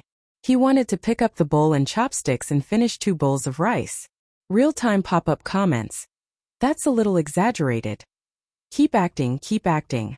Self-media bloggers these days are really going to die if they don't do sponsored partnerships. So be it. At least don't make it so disgusting, right? Anyway, just hearing the name Xiangyi makes me want to vomit. In the next second, the blogger scooped up the residue of the Chinese medicinal herbs and eagerly scooped a bowl into a white porcelain bowl. He didn't even bother to pick up a spoon and simply took a sip. Hey! He froze on the spot. The netizens were confused. What's going on? Is the network lagging? Why is the video still? For a moment, the pop-up comments were filled with question marks. After a full 10 seconds, the audience finally saw the vlogger's eyeballs move a little. His pupils dilated and his mouth was slightly agape. He was obviously extremely shocked. What the F***ck? He couldn't help but curse. His voice was shockingly loud. This is 2F** King Delicious The audience was confused. Earphone fans died on the spot. Oh my god, that shout almost sent me away. You don't even need to think to know that it's all an act. Come on, does it matter if you haven't drunk it before? It tastes no different from poison, right? But looking at her expression, it really doesn't look like she's acting. And I'm hungry from watching the video QAQ. I've already ordered an abalone pork belly chicken soup delivery. Really, I'm not lying to you. If I lied to you, I'll cut off my penis to atone for my sins. The blogger was extremely intoxicated. He held the bowl and gulped it down in one gulp. Even though the heat made him grimace in pain, he was still grinning from ear to ear. Thus, the scene became rather strange. The man was so hot that his mouth and eyes were crooked, and his facial features were distorted, but he was still laughing wildly, as if he was having a seizure. It was the kind that could scare children to tears at any moment. In the next second, something even more shocking happened. Blogger. Friends in front of the screen cheers. He actually picked up the clay pot and gulped it down. Schwa. The originally sparse bullet screen suddenly became densely packed. Young hero, you have such strong arms. Is this the legendary heartless Iron Mouth? Big brother, you're just doing sponsored partnerships to clear your name. You don't have to work so hard. Are you trying to torture him or something? That night, a creepy video began to circulate all over the internet. It was called, Contemporary Food Blogger Rewarded for Bewitching Behavior. Chapter 669. Countless curious netizens clicked on the video, only to see an impactful scene. Viewers and friends, I'll drink first. Immediately afterward, the food blogger picked up the casserole pot and gulped it down, coupled with strong rhythmic music and all kinds of gory material. Although the video was nonsensical, it made people laugh from beginning to end.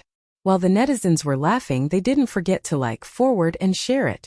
The popularity of the video grew, and it even set a record of 10 million views in one night. The next day, as soon as the food blogger woke up, he turned on his phone sleepily, ready to interact with his fans. But in an instant, the red number of new fans on the screen entered his sight. +498754. He shuddered and instantly sobered up. After all, he had only about 1 million fans in total.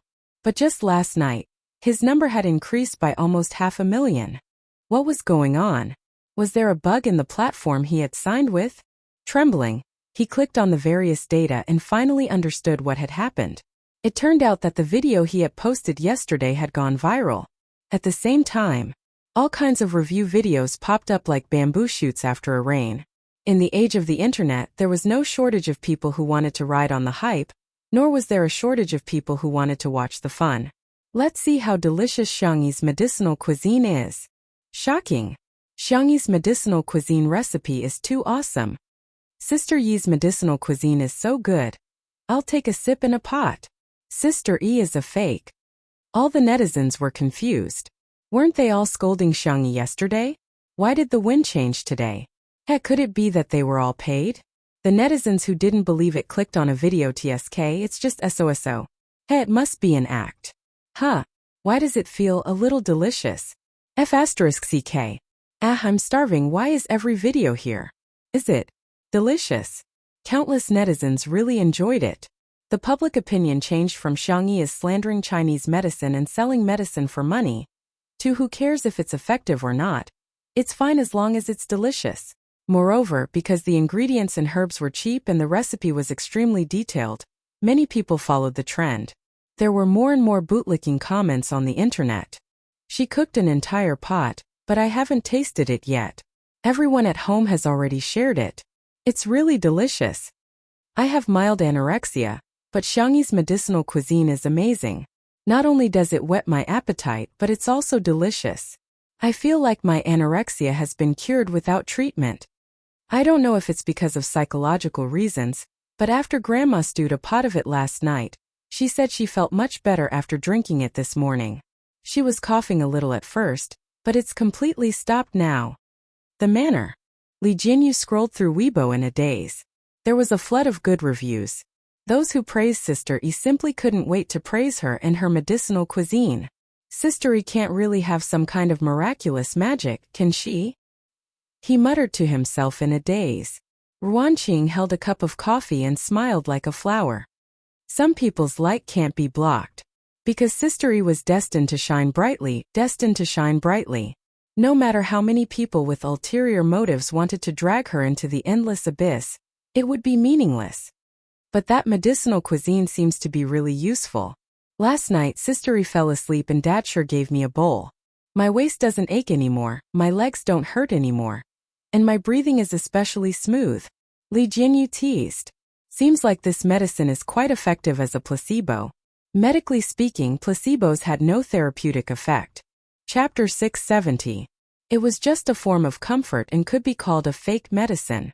Li Jinyu naturally believed in Xiangyi's medical skills. The fact that a pot of medicinal cuisine could prevent the virus was beyond his knowledge since he was a child. In his opinion, one had to take medicine, get injections, or be put on an intravenous drip. Ruanqing took a sip of coffee and said leisurely, I think this medicinal cuisine is indeed effective. Huh. No way, honey, this doesn't make sense at all. Who are you calling your wife? Huh. Ruanqing raised her eyebrows. Li Jianyu immediately chickened out. I was wrong, I'm guilty, I'll kneel down. Ruanqing smiled and said, Wait a minute, the durian I bought online will be here soon. Li Jianyu was speechless. Jokes aside, Ruanqing analyzed seriously. What do you think of Sister Yi's art? Of course it's good. Otherwise, she wouldn't have joined the team of experts. Actually, I don't have a clear understanding of her medical skills.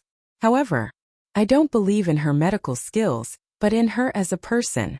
Let me ask you, when has she ever disappointed anyone? Li Jianyu was stunned. In retrospect, be it her culinary skills, sanxian, traditional Chinese medicine, or martial arts, Xiangyi had always surprised others. A bold idea suddenly surfaced in his mind, and he felt as if his blood was rushing to his head. Can this medicinal cuisine really prevent the virus? Wouldn't that be at least 1 or 2 years ahead of vaccines? If that's true, Li Jianyu didn't dare to think further. Xiangyi had a long sleep. She didn't even go for her morning exercise. She only woke up when it was almost noon. As soon as she went out, she saw Shui playing with Xiao Naofu and little Shiji in the courtyard. The game was very simple. Shui raised his hand and threw a tennis ball, while little Shiji bounced around to pick it up. The variable was Xiao Naofu. The kitten's legs were short and fat. It wanted to play the game, but its stamina couldn't keep up. Hence, it rode on little Shiji. In the live stream, the netizens were watching with great interest. Xiao Naofu on top and little Shiji on the bottom. Dog.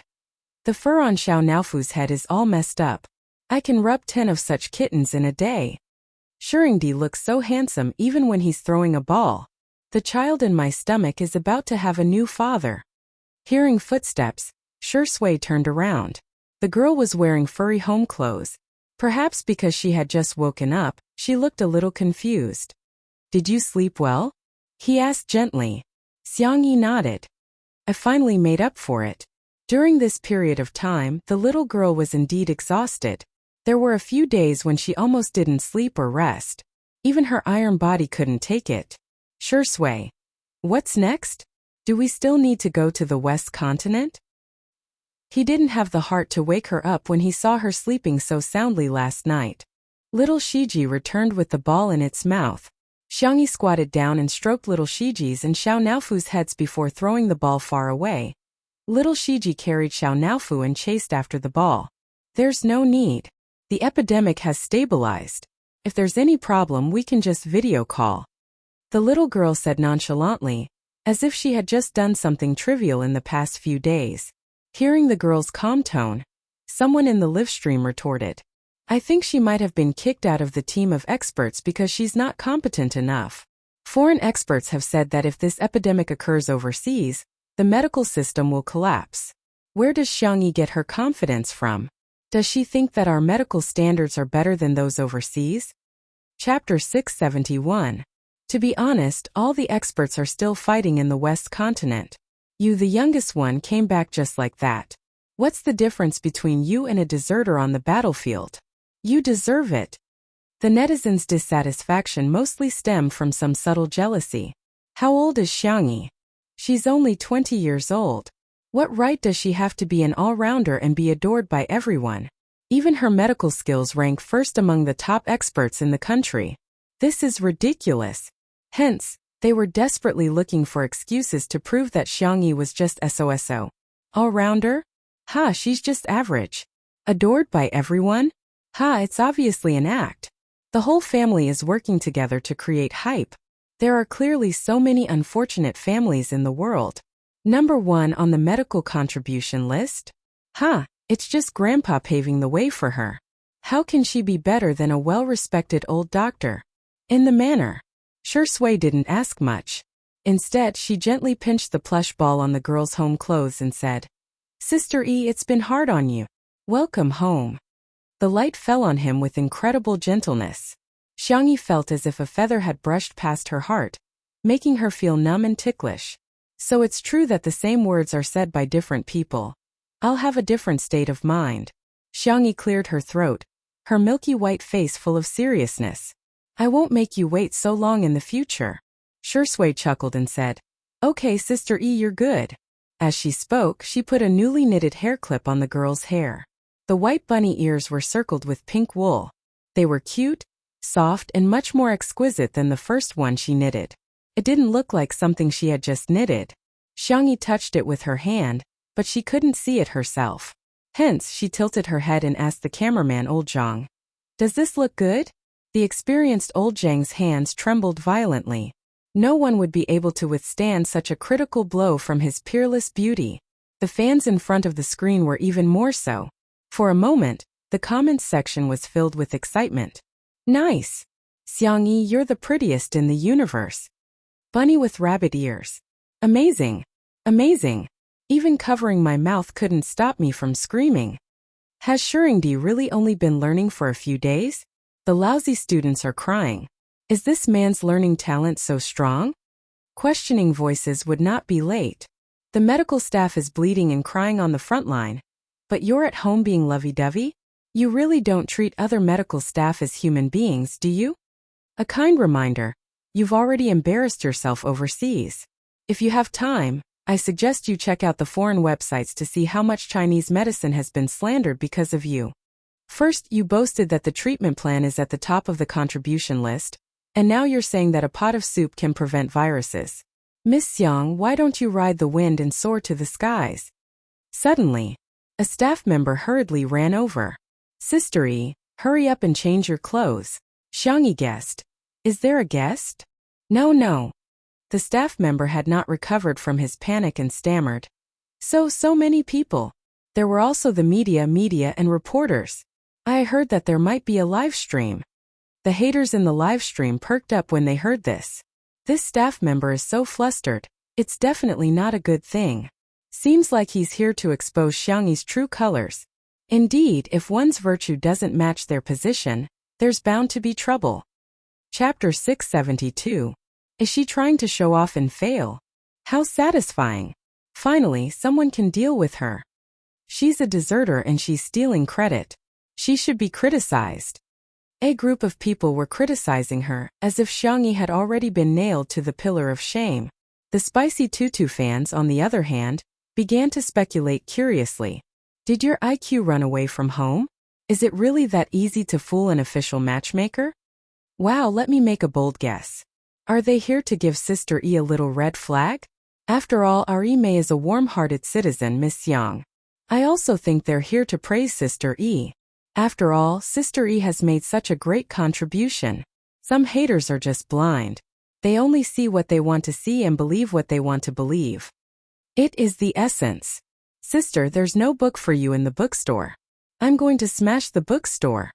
Li Jinyu was also a little confused and worried that something bad would happen. Just as he was about to go talk to them himself, Xiangyi casually tied her hair into a bun and said calmly, "Don't panic, I'll go take a look." The staff member asked, Why am I being comforted by Sister E? Is there something wrong?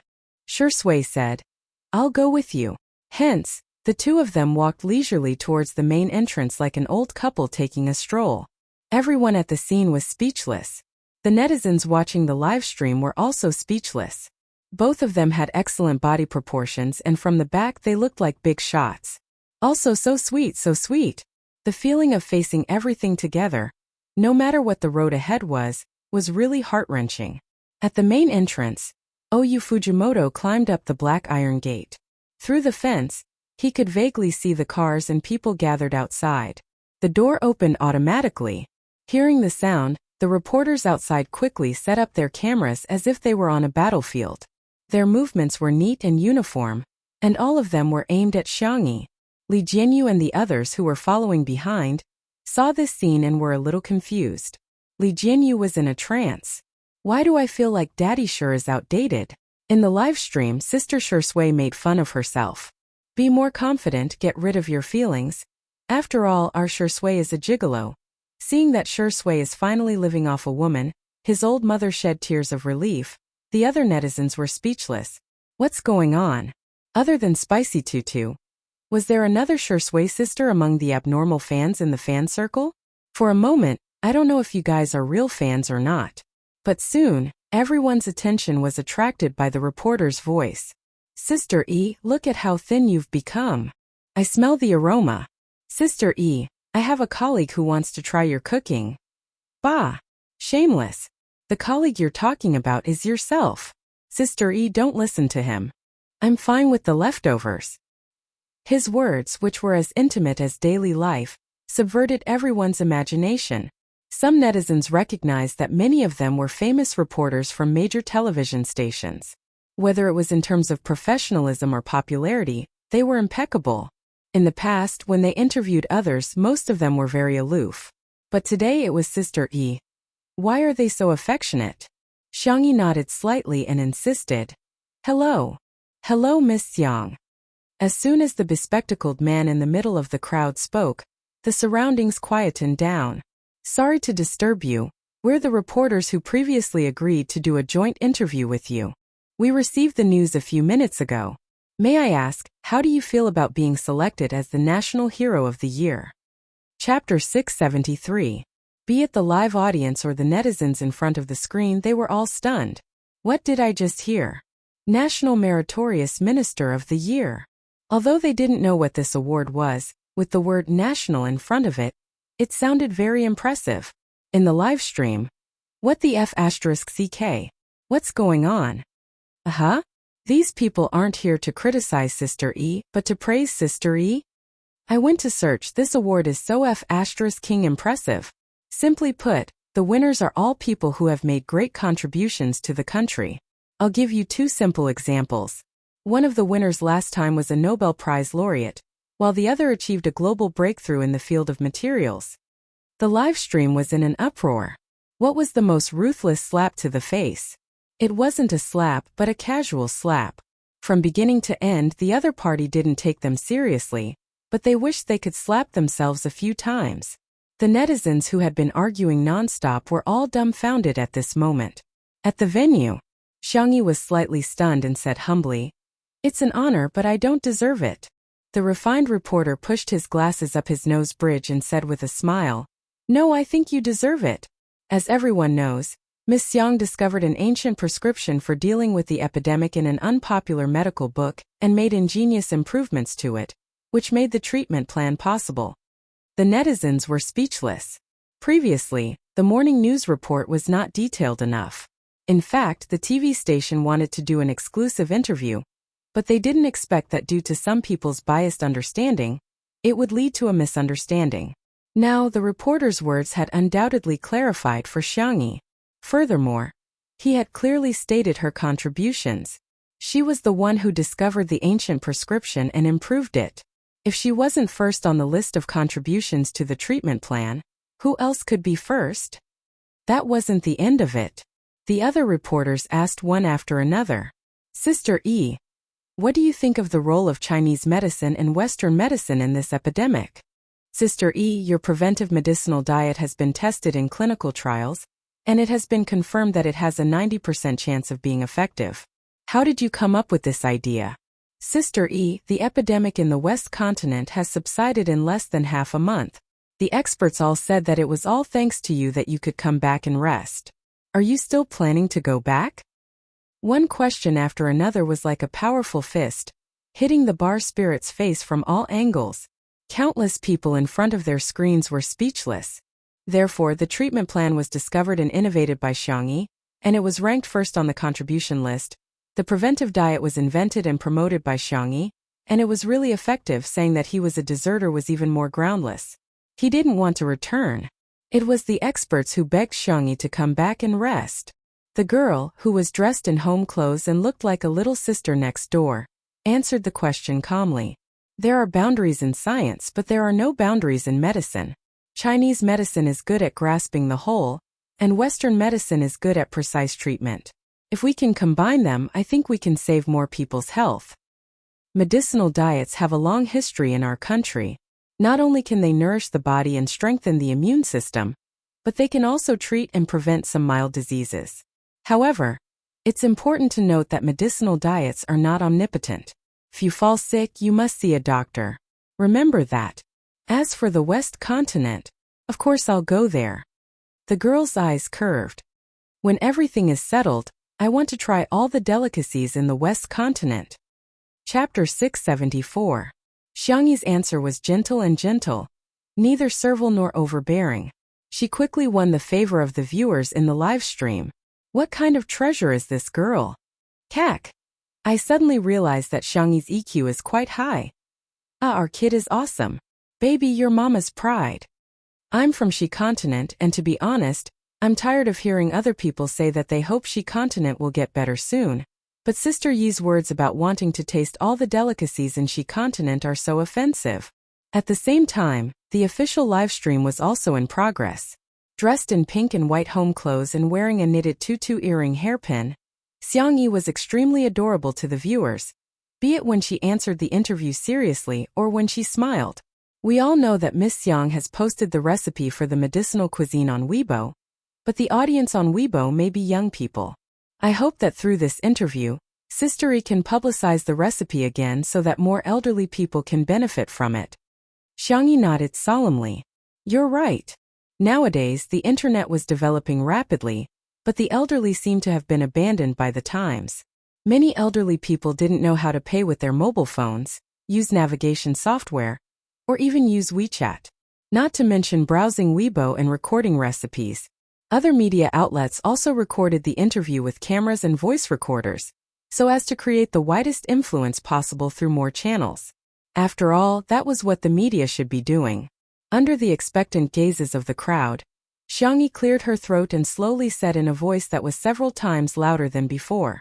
Uncle, Auntie, Grandpa, Grandma, can you hear me? The livestream viewers. Earphone fans died on the spot. Xiangyi is toxic, why is she shouting? My ears are hurting. Those in front, you have hands and feet. Can't you turn down the volume yourself? Sister Yi is obviously afraid that some elderly people won't know how to turn down the volume and won't be able to hear her clearly. No one said anything else. Instead, in many families across the country, gray-haired elderly people responded to Xiangyi. Okay, I heard her. I heard her. This girl's voice is really loud. It sounds good. The little girl deliberately slowed down her speech and was extremely patient. She explained every ingredient and medicinal herb clearly. The reporters felt her kindness and all of them laughed silently. The official TV station also made an exception and extended the broadcast time for her. The channel was cold, but the people behind the channel could feel the warmth. Sometimes exceptions were needed. After Xiangyi finished speaking, she repeated it briefly and asked loudly, "Do you remember it?" In the live stream, the hostility was gone. Instead, it was replaced by positive comments. Remember. Please praise me. Ha ha ha ha. My grandma is listening so seriously. She even wrote it down in a notebook. In the past, I didn't realize that my father had a hearing problem. He was afraid of affecting us, so he always turned the volume down and watched the news expressionlessly. Today, when I saw him smile at Xiangyi, I realized that he could only hear Xiangyi's voice clearly. I'm going to bring him for a physical examination in the afternoon. The interview came to an end. Last question, Sister Yi. What do you want to say to your family? Unknowingly, the reporter who called her Miss Xiang also called her Sister Yi. Chapter 675. The fair-skinned girl blinked her long black eyelashes. I don't seem to have anything to say. A few bickering comments appeared in the live stream. Oh, you're not going to *CK your group's pet persona anymore. Now that you're famous, you've forgotten about your family. Let's be honest, can you get to where you are today without your family? Who would care about you? I'm dying of laughter. However, Xiangyi's next sentence was, I basically video call my family every day. If everyone is free, I'll also video call them together in the group chat. The Xiang family was much closer than ordinary families. Her grandparents, uncles, and brothers doted on Xiangyi, and it was never a one-sided relationship. Xiangyi would occasionally scroll through funny videos or read interesting books. Whenever she made a new dish, she would immediately share it with her family. The trolls? Sorry for the interruption. When will the live stream have a retraction function? If you can't come home often, then contact me often. The girl faced the camera with a faint smile. A hint of a smile flashed across the refined reporter's eyes behind his glasses. He suddenly understood the reason why those experts doted on her. Which elder wouldn't love a gentle and sensible girl like her? Then that's it for the interview. He was about to end the process when the girl suddenly said, "But I have something to say to him." The girl held Shui's hand, and under the latter's slightly surprised gaze, she said shyly but firmly, "I've always missed you." The man's eyes were deep and dark in an instant. Subconsciously, he grabbed the girl's slender wrist. His big hand held her small hand, their fingers intertwined. Ahem, that's it. Xiangyi looked at the camera. This isn't off-topic because he's also my family. Bang, bang, bang. Shui felt as if someone had set off a large fireworks display in his heart, causing his emotions to surge and explode in an overwhelming manner. His upbringing was the complete opposite of Xiangyi's. The relationship between the Shui family members was indifferent, and he was also very estranged from his biological parents. Father Shui's love for Mother Shui was passionate and grand, but also crazy and paranoid. Father Shui had a strong sense of possessiveness. In the beginning, he only restricted Mother Shui from making friends and going out. Later on, because of some mental illness, he directly restricted Mother Shui from going out.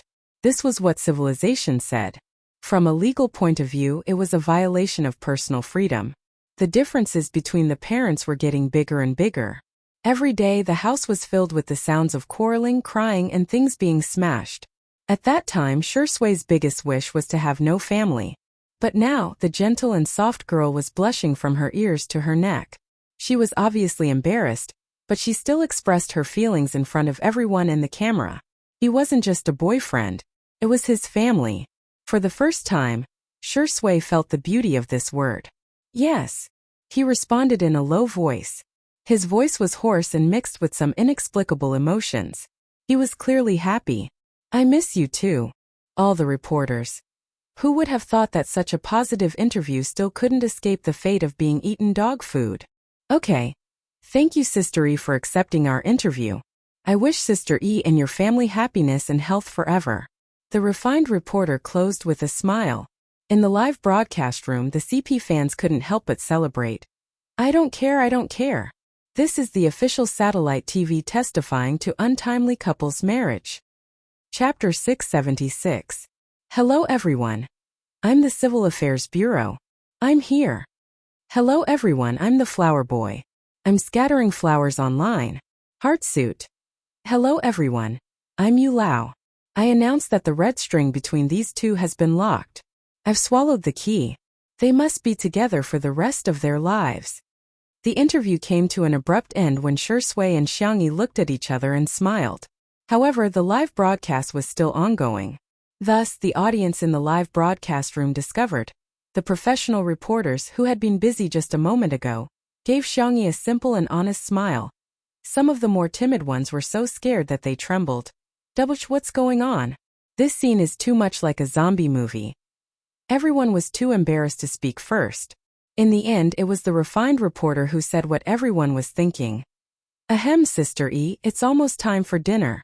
We've prepared some ingredients, I wonder if we can. The Chinese language was broad and profound. The appropriate amount of blankness created an indescribable effect. Xiangyi immediately understood. Everyone has worked hard. Why don't you stay for a meal? The atmosphere suddenly became familiar and cheerful. Okay. Thank you, Sister E. Sister E, don't worry. I'll definitely only eat one bowl of rice. Oh, I'm so embarrassed. Sister E, I'll help you feed the pigs. What are you doing? Snatch the job. Let me tell you, I'll make it clear.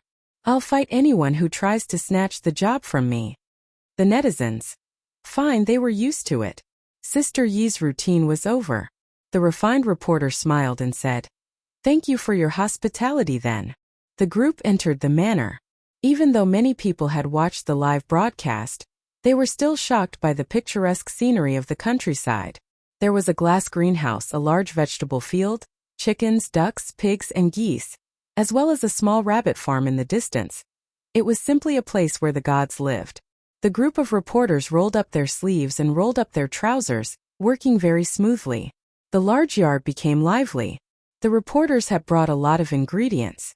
After some thought, Xiangyi moved the barbecue grill that she hadn't used in a long time to the yard and began to process the ingredients. The meat was marinated with eggs, starch, salt, oyster sauce, and so on. She also specially marinated spicy and pickled pepper. shrimp paste chopped mixed with cooking wine, egg white, bean powder, and a small amount of white sugar. The vegetables were washed and neatly arranged in white or wooden utensils to form a harmonious color. In addition, he took a 9-grit electric hot pot and skewered the fresh hand-beaten beef balls, fish balls, kelp, tofu, and other wooden skewers delivered by Little Rabbit Farm in the morning. After adjusting the taste of the soup base, it instantly defeated the Odin from the convenience store. The fragrance filled the air, and not long after, the sound of saliva being swallowed could be heard everywhere. Whoa, this is too fragrant. I can't stop drooling. Is this how Sister E cooking? It's terrifying. The little girl she thinking thought she's down, the refined reporter asked curiously. Sister E, what's troubling you? Why don't you tell us? We can help you think of a solution.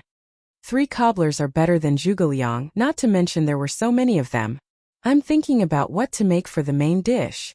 After a pause, the girl's gaze fell on the chicken coop. I've already thought of it. It's just those chickens. I think they have low blood sugar. The refined reporter? Xiangyi said sadly. Looks like I'll have to add more sugar when I fry them.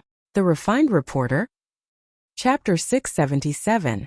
The audience's reaction was exactly the same as that of the refined reporters. Little kid, are you as confused as I am? Chicken. Oh. Are you listening? Speak. Adding sugar while frying is okay. Sister E, are you trying to make me laugh to death so you can inherit my summer homework? The bullet screen was filled with heartache for the chicken. Xiangyi caught the chicken at lightning speed. The scene of killing the chicken was too gory, so the cameraman didn't film it. By the time the shot was taken again, the chickens were already in a row and lying cleanly on the chopping board. The situation immediately changed. Chicken bro, have a safe journey. Candle. A family should be neat and tidy. Doghead. So cruel. Sister E, can you send me a copy when you're done? I'm different. Sister E, tell me where your house is. I can send myself over for a meal. In the kitchen. Xiangyi was going to make rock and roll fried chicken today.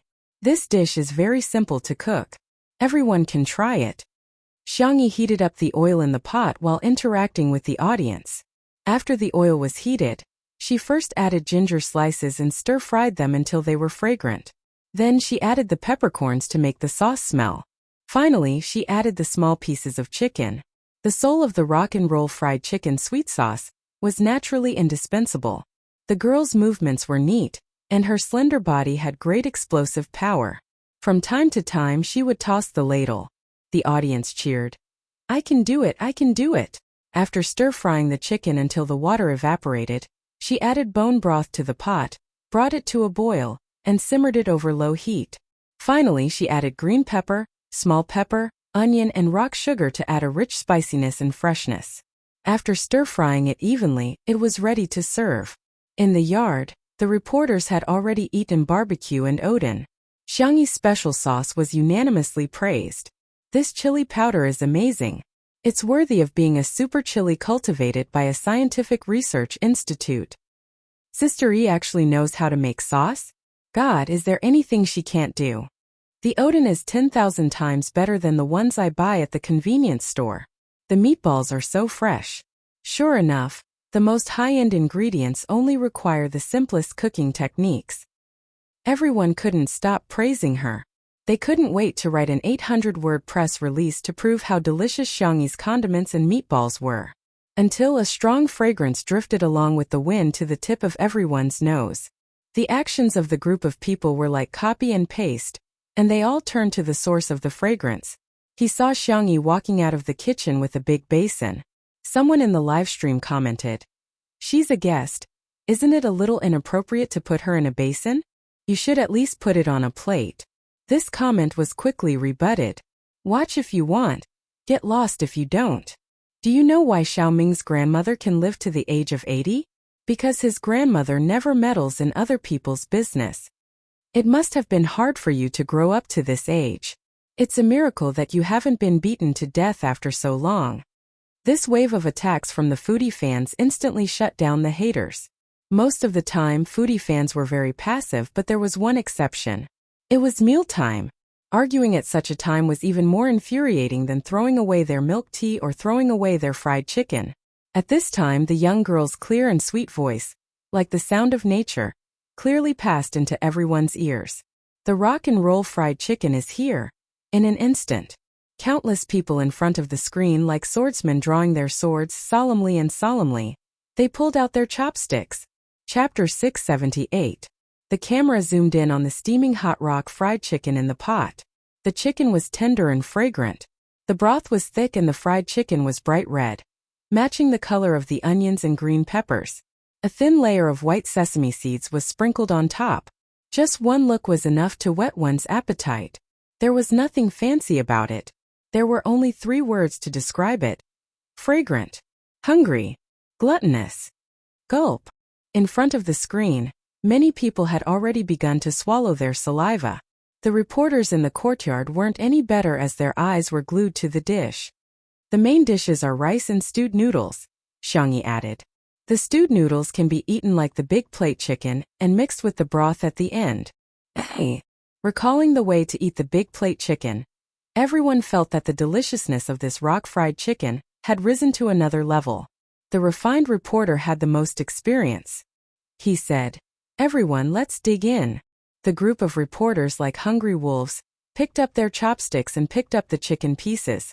The most important feeling when the chicken was in the mouth was its tenderness. The faint fragrance of the sauce wrapped around the chicken. It was slightly sweet in the mouth, but the aftertaste was rich with layers of salty and spicy. The broth had completely soaked into the meat, and with one bite, it felt like the juices were about to burst. Paired with the steamed rice, it was no exaggeration to say that half a bowl of rice would be no problem with a mouthful of fried chicken. Paired with a glass of cold beer or cola, it was as if the depths of one's soul began to tremble strangely. No one at the table spoke. The only thing the audience could hear was the sound of food being chewed. F***ck. This damned stereo sound. I'm having a great time eating instant noodles in front of the screen. Today's fried chicken is so delicious. Director Lee, come out for a chat. Last time you said you wanted to update the equipment, it was all for the sake of filming food, right? Where's your original intention? Are you here to film a variety show or a mukbang broadcast? Xiangyi knew that Shui's taste was relatively light, so she specially made a light meal for him. The two of them sat at the side and ate the vegetables, enjoying the feeling of peace and quiet. Do you want some soup? Xiangyi asked. I also made seaweed and egg soup, it's in the kitchen. Before Shui could say anything, someone immediately said, I'll get it. How can I let Sister E work for me? The man happily scooped the soup, but Shui's phone suddenly vibrated. He glanced at the caller ID and raised his eyebrows slightly before answering the call. After a few words, the call ended. He looked at Xiangyi and said helplessly, My little nephew has no one to take care of him these 2 days. His parents want to send him over to stay temporarily. Xiangyi had an impression of her little nephew. She had met him during Xiangyin's 60th birthday banquet. He was a decent and adorable little boy. The little girl had always liked the cubs of all kinds of creatures. Her eyes curved into crescents. Okay, what does he like to eat?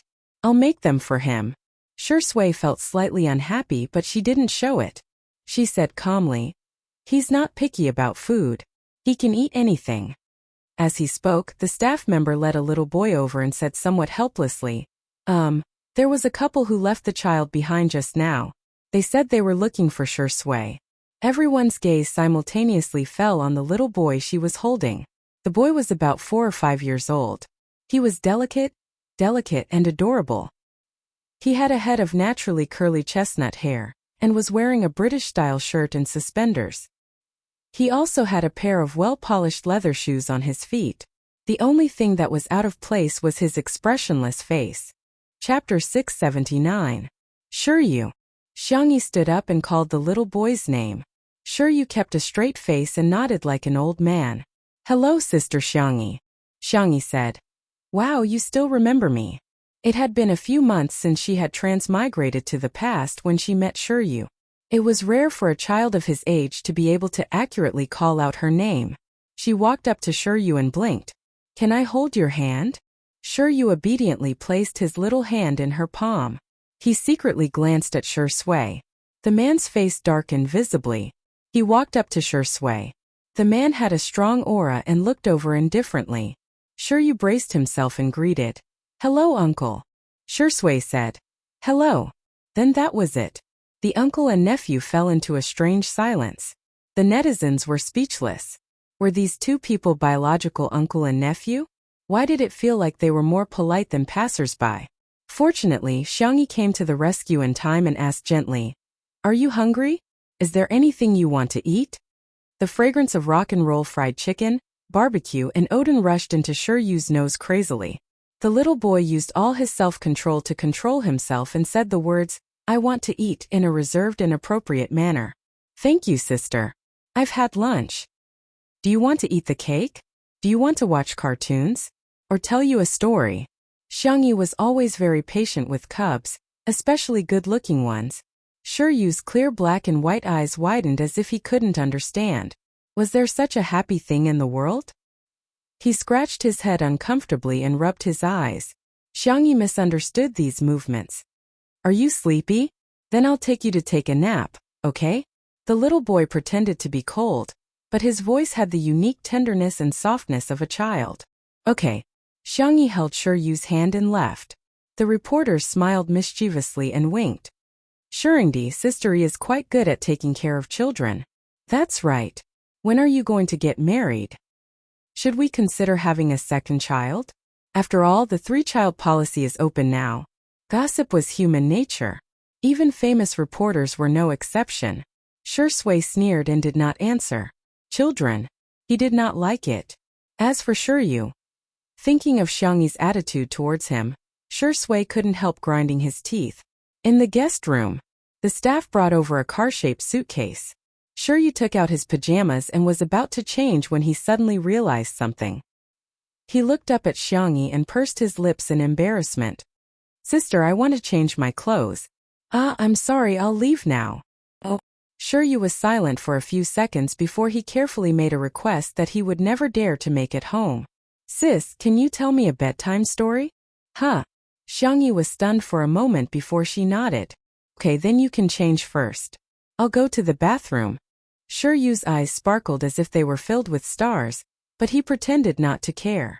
"Yes, okay." He vaguely looked like Shi Sui. Xiangyi went into the bathroom and called the system in her mind. "Help me search for a few fairy tales." Xiangyi ordered the system without any burden. "By the way, why have you been so quiet recently?" The system was silent for more than 10 seconds. It was so angry that it almost vomited blood. "That's because you blocked me." Chapter 680. Xiangyi's expression didn't change. "Oh, so that's how it is. System. I'm going to die from anger. I'm really going to die from anger." Although it had a high level of authority as a system, it still had to follow the most basic rules of logic. For example, if the host requested to be blocked or muted, then unless it was a special situation or the host actively called out to it, it could only be infuriated. After being speechless for a while, it said in an aggrieved tone, 10 fairy tales from different planes have been downloaded for you. Loading. Loading complete." Xiangyi was no stranger to receiving information. Soon 10 fairy tales appeared in her mind out of thin air.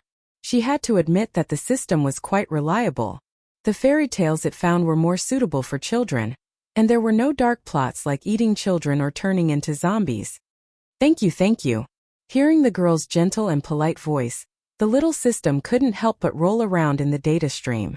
It had served many hosts before, but they were all especially Lingyi, who would lie to it in any case. Compared to them, Xiangyi was like the clouds in the sky and the mud on the ground. The new host is so good. She even knows how to say thank you. The little system was delighted when it heard the girl say the cruelest words in the most gentle tone. "Continue blocking mode, thank you." System. Was this what the internet in this plane meant by happy only lasts 3 seconds? Why? Was it not professional enough? Was it not good enough? It was clearly many times better than that idiot Xiao Naofu. Could it be? It was not as cute as Xiao Naofu? No. The frequency of the data stream fluctuated violently, and it took a long time for it to calm down. After testing the system, Xiangyi had a rough idea of what was going on. What she knew was that the so-called missions issued by the system didn't force her to complete them, and it even took the initiative to go easy on her. Xiao Naofu used to be so close to her. But if she couldn't complete the mission, it would punish her due to the restrictions of the rules. However, after the punishment, Xiao Naofu would cry especially miserably. In addition, the system's tolerance towards her was definitely abnormal. It was as if it wasn't in a hurry for Xiangyi to complete the mission in this world. Her Yu's appearance interrupted Xiangyi's thoughts. Elder sister. The little boy's voice was clear, and the outline of his round black eyes was soft. However, the corners of his eyes were curved upwards. It could be seen that he was somewhat similar to Shi Sui. When he grew up, he would probably also have affectionate peach blossom eyes. He changed into his blue and white checkered pajamas. Xiangyi felt that the cotton material looked familiar.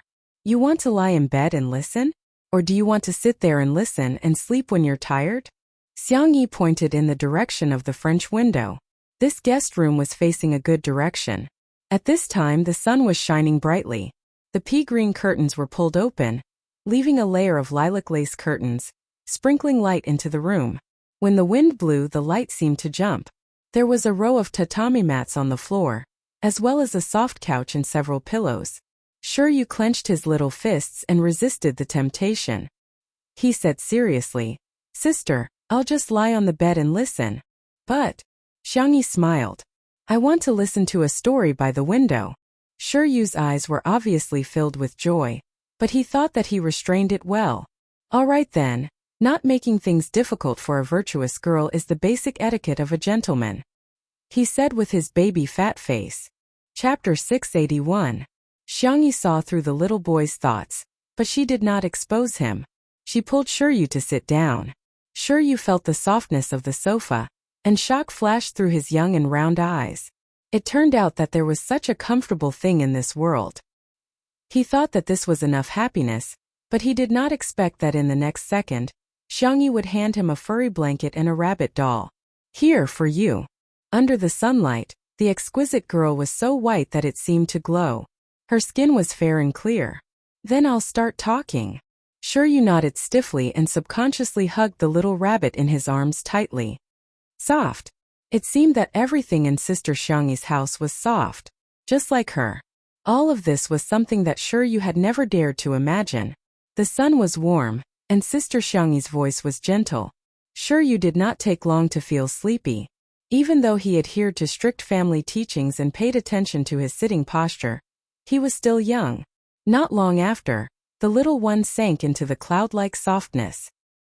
Prince Lemon found Princess Orange and told her that in this world, every fruit is different, but every fruit is worthy of love. Shiryu was sleepy, but he still stubbornly asked, "Sister, what if no one likes it?" Xiangyi was deep in thought. For example, Princess Durian. Shiryu used the fruit he hated the most as an example. His long eyelashes drooped, casting a faint shadow. What if no one in the world likes Princess Durian? Xiangyi was silent for a while and patted his little head. Maybe the prince who likes durian is still far away.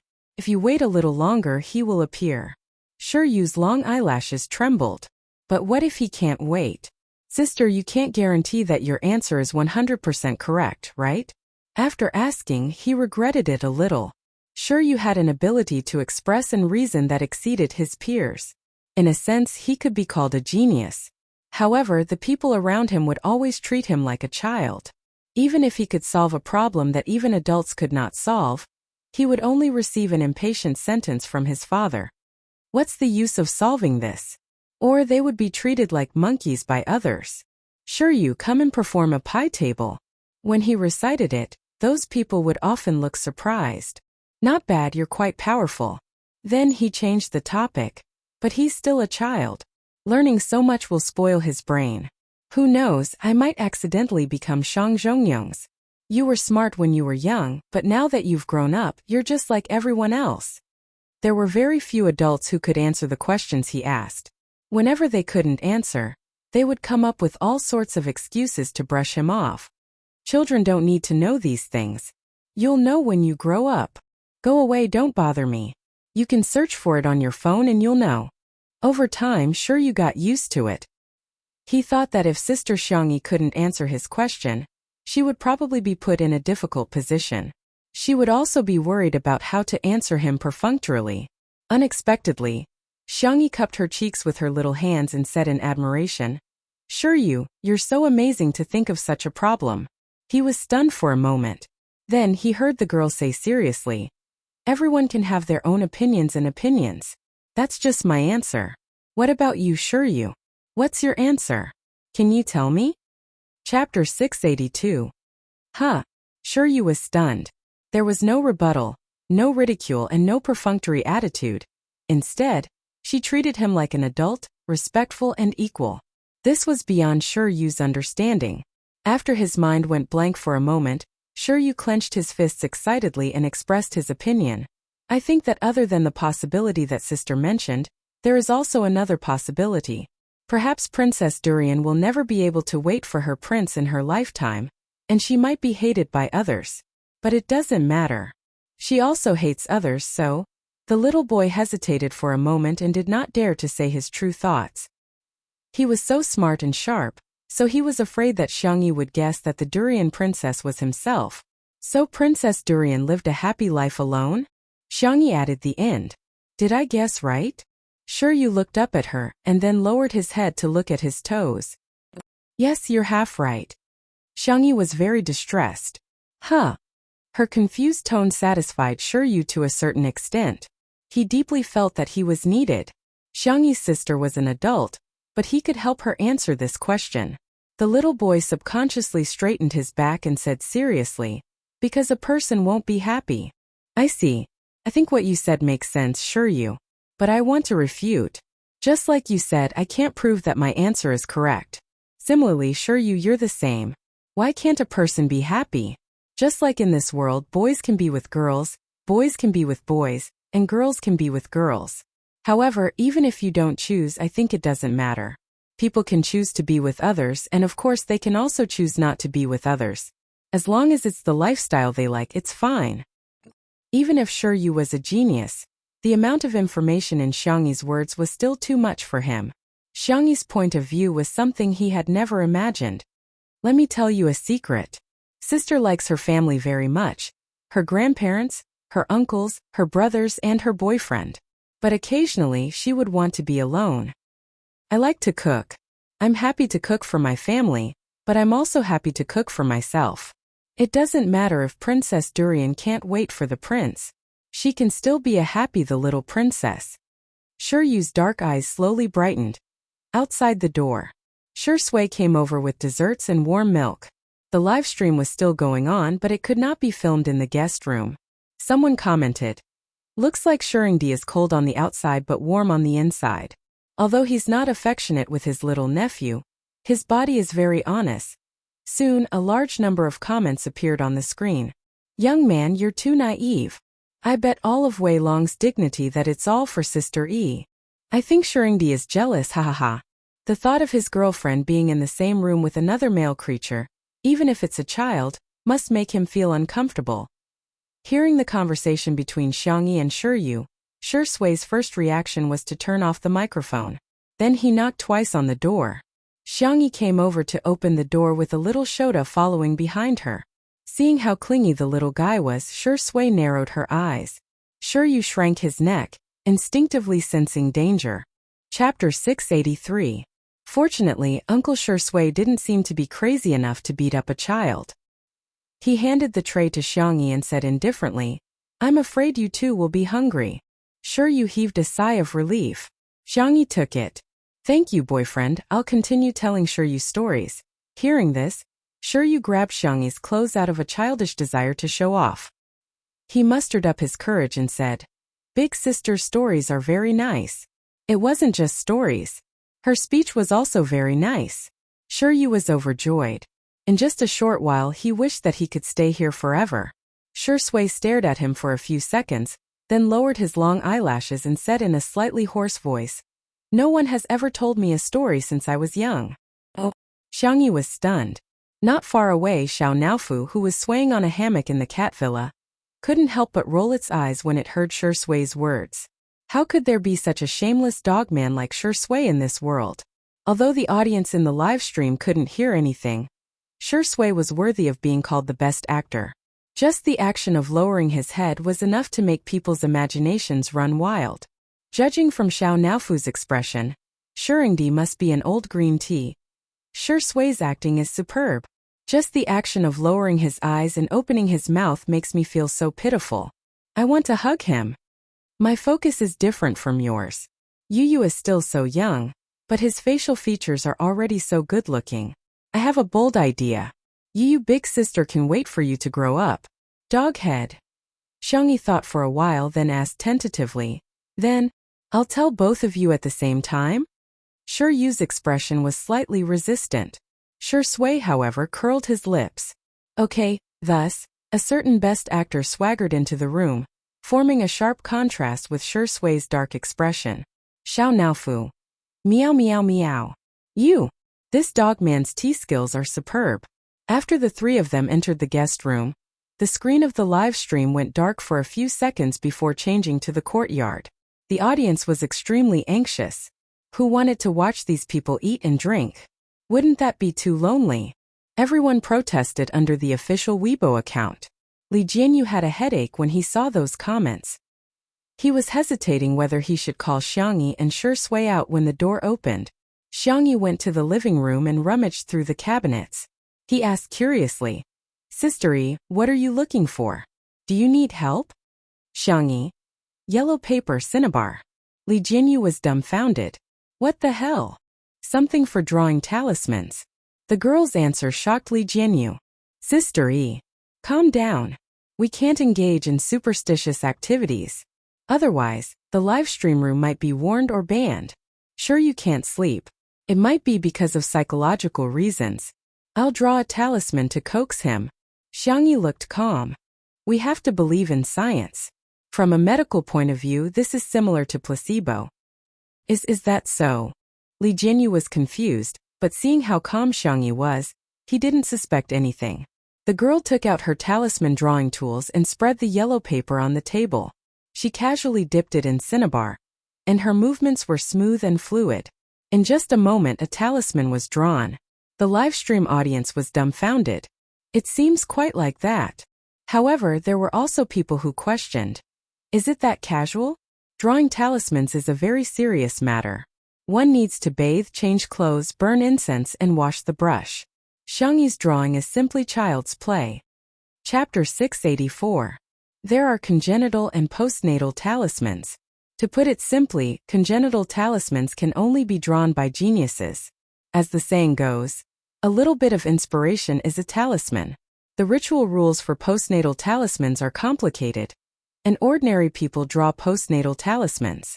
However, Xiangyi drew postnatal talismans. You can choose not to believe it, but you can't be disrespectful, right? However, Xiangyi didn't have that many scruples. What she drew was a heart-calming talisman that she had learned in a certain immortal cultivation world, which had the effect of calming the mind. However, she was in her own world and didn't have the so-called dermic powers. There was also no spiritual energy in this world, so she felt that this talisman wouldn't have any substantial effect. It was just to coax children. Little did she know that the video of her drawing talismans was coincidentally seen by a certain talisman enthusiast. Professor Zhu had done a lot of research on traditional Chinese culture, especially the classics of mountains and seas, myths, and other aspects. His main job was as a history professor at Nanjing University, and his daily life was very healthy. Apart from teaching classes and guiding graduate students, he would refine herbal pills, take care of the flowers on the balcony, and various vegetables in the backyard. Ever since he had an exchange with a few Taoist priests at an academic event, he had developed a strong interest in talismans. Apart from analyzing the culture, history, and origins behind them, he would occasionally draw a few talismans for fun. After some scientific research, he discovered that it was indeed difficult to draw talismans. Apart from the superstitious factors, the drawing of talismans was complicated. Just like traditional Chinese characters, it was already very difficult to remember. Secondly, the talisman maker was required to draw it in one go without any interruptions. These two conditions had stumped a lot of people. Today, he came to attend a study report by a few graduate students. Before it was time, someone had already started watching the video. Professor Zhu wasn't like some old-fashioned teachers who were resistant to popular things. On the contrary, he was quite fashionable and trendy. He felt that as long as the students completed their study tasks, it was fine for them to play games and watch short videos. It was fine as long as it was moderate. Hence, not only did he not reprimand the students, he even held his thermos and watched the video with relish. The video of Xiangyi drawing talismans happened to be playing on his cell phone. At first, Professor Zhu thought that the girl was just fooling around and casually drawing a few strokes, but the moment Xiangyi really started drawing, Professor Zhu subconsciously held his breath. The girl's movements were calm and languid, as if she was drawing a freehand painting of mountains and rivers. A moment later, a talisman was formed in her hand. The student muttered, "What the hell is this? Why does it look like scribbles?" Professor Zhu suddenly slapped his thigh. "Good." The student was shocked and trembled in fear. "Teacher? I don't want to read anymore. I'll start reading now." However, he heard Professor Zhu's praises. "My brush strokes are divine, and I'm done on the first try. The painting technique is not restricted by form, so outstanding. A little spiritual light is a talisman. The people of the world have wasted ink and vermilion. This young lady is a talisman master." Student? "Where? Teacher, are you also spicy tutu? Why is it that when it comes to bootlicking, he's even better than me?" On the other side, at a Taoist temple in South City, a young Taoist also saw the video of Xiangyi drawing talismans. He rubbed his eyes and confirmed it again. Then he ran away and shouted, "Master, master! Someone drew the same talisman as martial ancestor. What nonsense are you spouting?" The immortal-like Taoist stroked his beard. When he saw the talisman in the video clearly, his pupils instantly trembled. It's actually a heart-cleansing talisman. Chapter 685. What nonsense are you talking about? The sage-like Taoist priest stroked his beard. When he saw the talisman in the video clearly, his pupils instantly trembled. It was actually a mind-cleansing talisman. The mind-cleansing talisman had long been lost, and their Taoist temple was fortunate enough to leave behind a legacy. Unfortunately, because this talisman was too difficult, it had been lost in the generation of the Grandmaster. The reason why his little disciple could recognize it was because the Grandmaster had left behind a few talismans when he was alive. Unfortunately, although he had the talisman, the drawing technique had been lost. He had painstakingly studied it for many years, but he had only scratched the surface. How could such a young girl draw such a profound and obscure talisman? "Master, why can this sister draw it, but you can't?" The little Taoist priest shook his head and asked. He saw that this sister's drawing wasn't that difficult. The Taoist priest was speechless. "Nonsense. Of course it's because I'm a noob." However, how could he say that in front of his little disciple? He carried his long sword on his back and flicked his horsetail whisk like a master in a Xianxia novel. "Disciple, stay in the temple. I'm going to go down the mountain and visit this little friend Xiangyi." The little disciple was confused. "Master, you're not even familiar with her. And you're already calling her a friend." The little disciple hesitated. "Well, master." "Hey, say no more. I've already made up my mind. No matter how you persuade me, I won't change my mind." You want to go with me? That won't do. I don't know when I'll be back. What if you encounter any danger and I can't protect you?" The little disciple's mouth twitched. "Master, what I want to say is that your sword has been sharpened. It won't pass the high-speed railway security check." In the Manners guest room, in response to the strong requests of the livestream viewers and Shiryu's approval, Li Jinyu brought old Zhang into the guest room to film. Shiryu was so sleepy that his head was bobbing up and down, but he was still sitting cross-legged. Shi Sui, who was sitting opposite him, was slowly pouring a cup of hot tea for Xiangyi. Seeing Xiangyi come in, Shiryu forced himself to stay awake. Because of his sleepiness, the little boy's voice became soft. "Sister." Xiangyi took out the talisman from behind and said with a smile, "Here, this is the lucky spell that Prince Lemon gave to Princess Durian. It has been enchanted by the witch. If you put it under your pillow to sleep, you will sleep soundly." Sure, you already had the concept of Santa Claus is fake, and fairy tales are all lies. He blinked twice. He clearly knew that Xiangyi was coaxing him, but he liked it so much. The little boy carefully placed the talisman paper under the pillow as if it was a precious treasure. Xiangyi tucked him in. "Good afternoon." Shiryu stole a glance at Shui and said boldly, "Good afternoon, sister." Suddenly, a large number of viewers in the live stream were shouting that they wanted to steal the cute baby. Shiryu had never slept well, but for some reason, not only did he fall asleep very quickly today, he even had a particularly beautiful dream. After the little boy fell asleep, Xiangyi pulled Shui away. After carefully closing the door, Xiangyi sighed. "Shiryu is so obedient. He must be very easy to take care of." Shui replied with an ambiguous and casually picked up a lock of Xiangyi's hair to play with. "Am I not obedient?" His deep voice was tinged with a hint of pity. The man's expression was as usual, but his eyes were wet. He was simply weak, helpless, and wronged. "Xiangyi?" Exclamation point. Other children have lucky charms. The fresh fragrance of tea filled the living room. Unlike me, I don't have anything. Chapter 686. Hearing this, Xiao Naofu. "I'm about to vomit." Li Jinyu. "I can't watch this, I really can't watch this." The netizens watching the live stream. "Wow, I'm so impressed. Shuringdi, aren't you going to consider starting a tea ceremony class? I'll be the first to sign up." What Longjing before the rain, Maojian before the light, Dongting and Biluakun before the rain.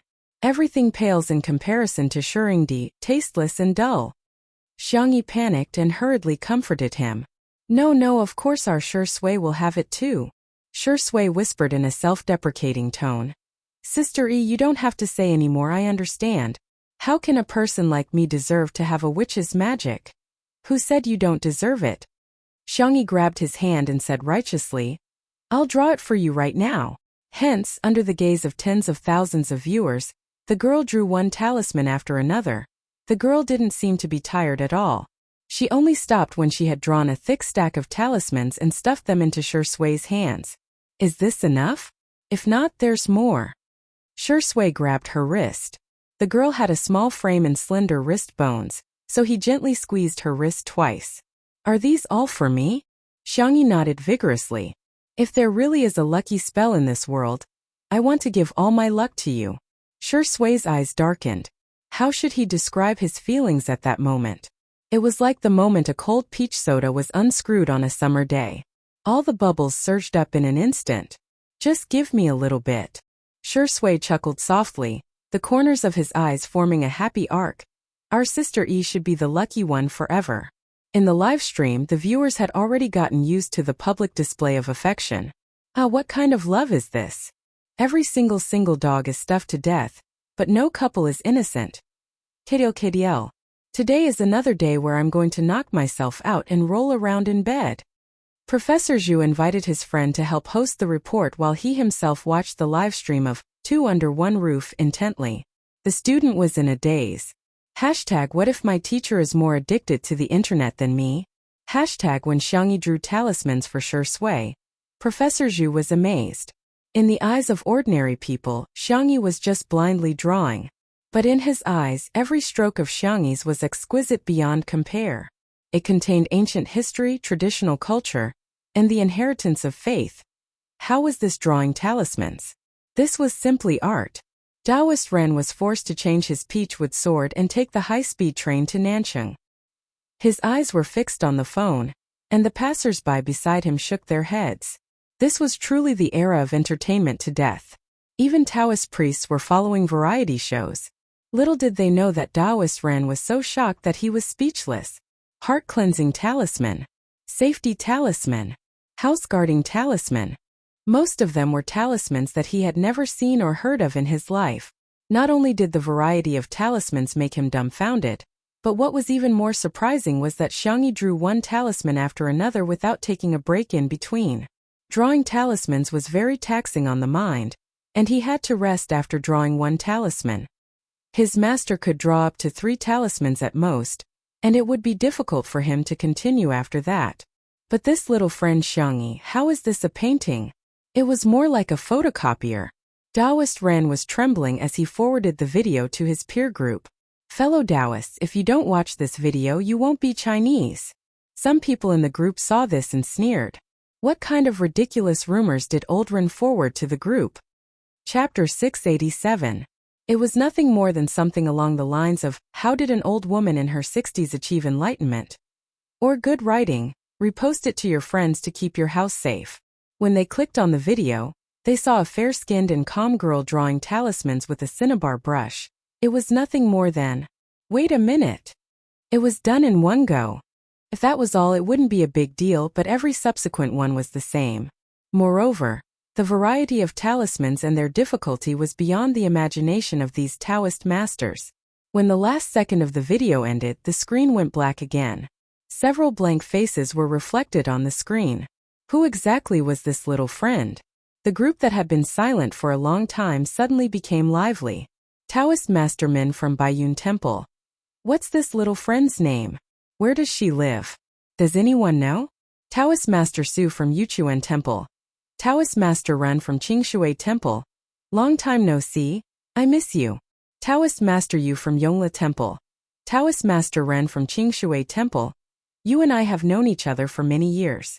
Even if we're not brothers, we're closer than brothers.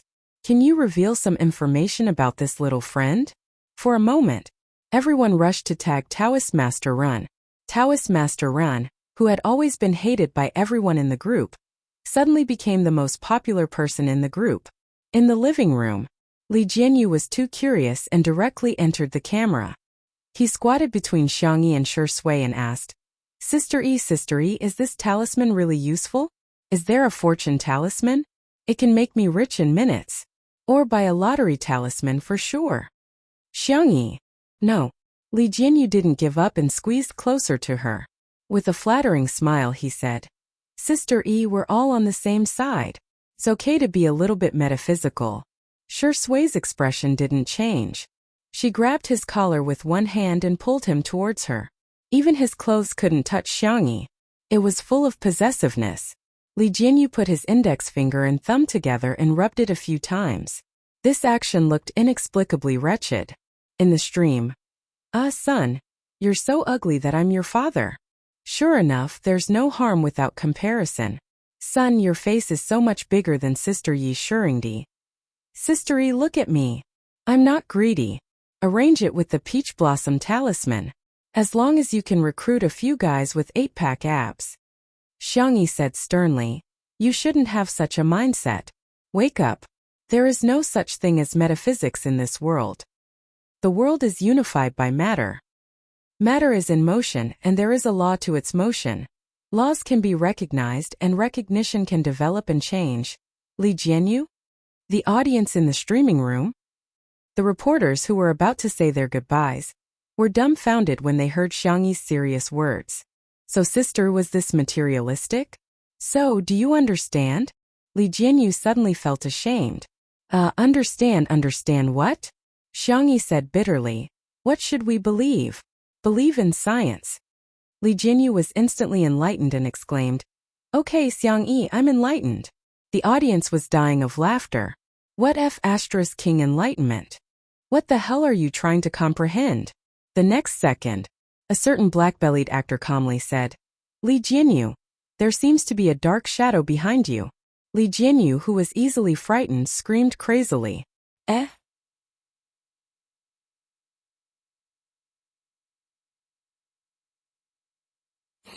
Chapter 688. Xiangyi. Shi Sui. Livestream viewers. Shuringdi is so mean, ha ha ha. I can understand the first part. But what the hell is with Xiao Maxian's transformation? What do you guys know? Our son is giving us a vivid performance of the pragmatism of the Chinese. We'll believe in whatever spirit it is. TSK, this is the same as putting Confucius, Newton, and Einstein on the table before an exam. Li Jianyu's expression was like a frightened chicken, providing fresh material for the emoji community and the ghost section. Xiangyi held back her laughter. No, he's lying to you. Turn around if you don't believe me. No. Li Jianyu would rather die than give in. What if I get sent away when I turn around? Just a moment ago, he had been afraid that Xiangyi would engage in futile activities, but now he was frantically begging Xiangyi. Sister E, please give me a talisman. Boo-hoo, don't TV dramas show people burn talismans and dissolve the ashes in water? Drinking it can ward off evil spirits, right? Then our live stream will really be gone. Xiangyi joked. In order to comfort him, she drew a safety talisman and folded it into a small triangle. Here, put it in your pocket. Li Jianyu thanked her profusely and hurriedly stuffed it into his pocket.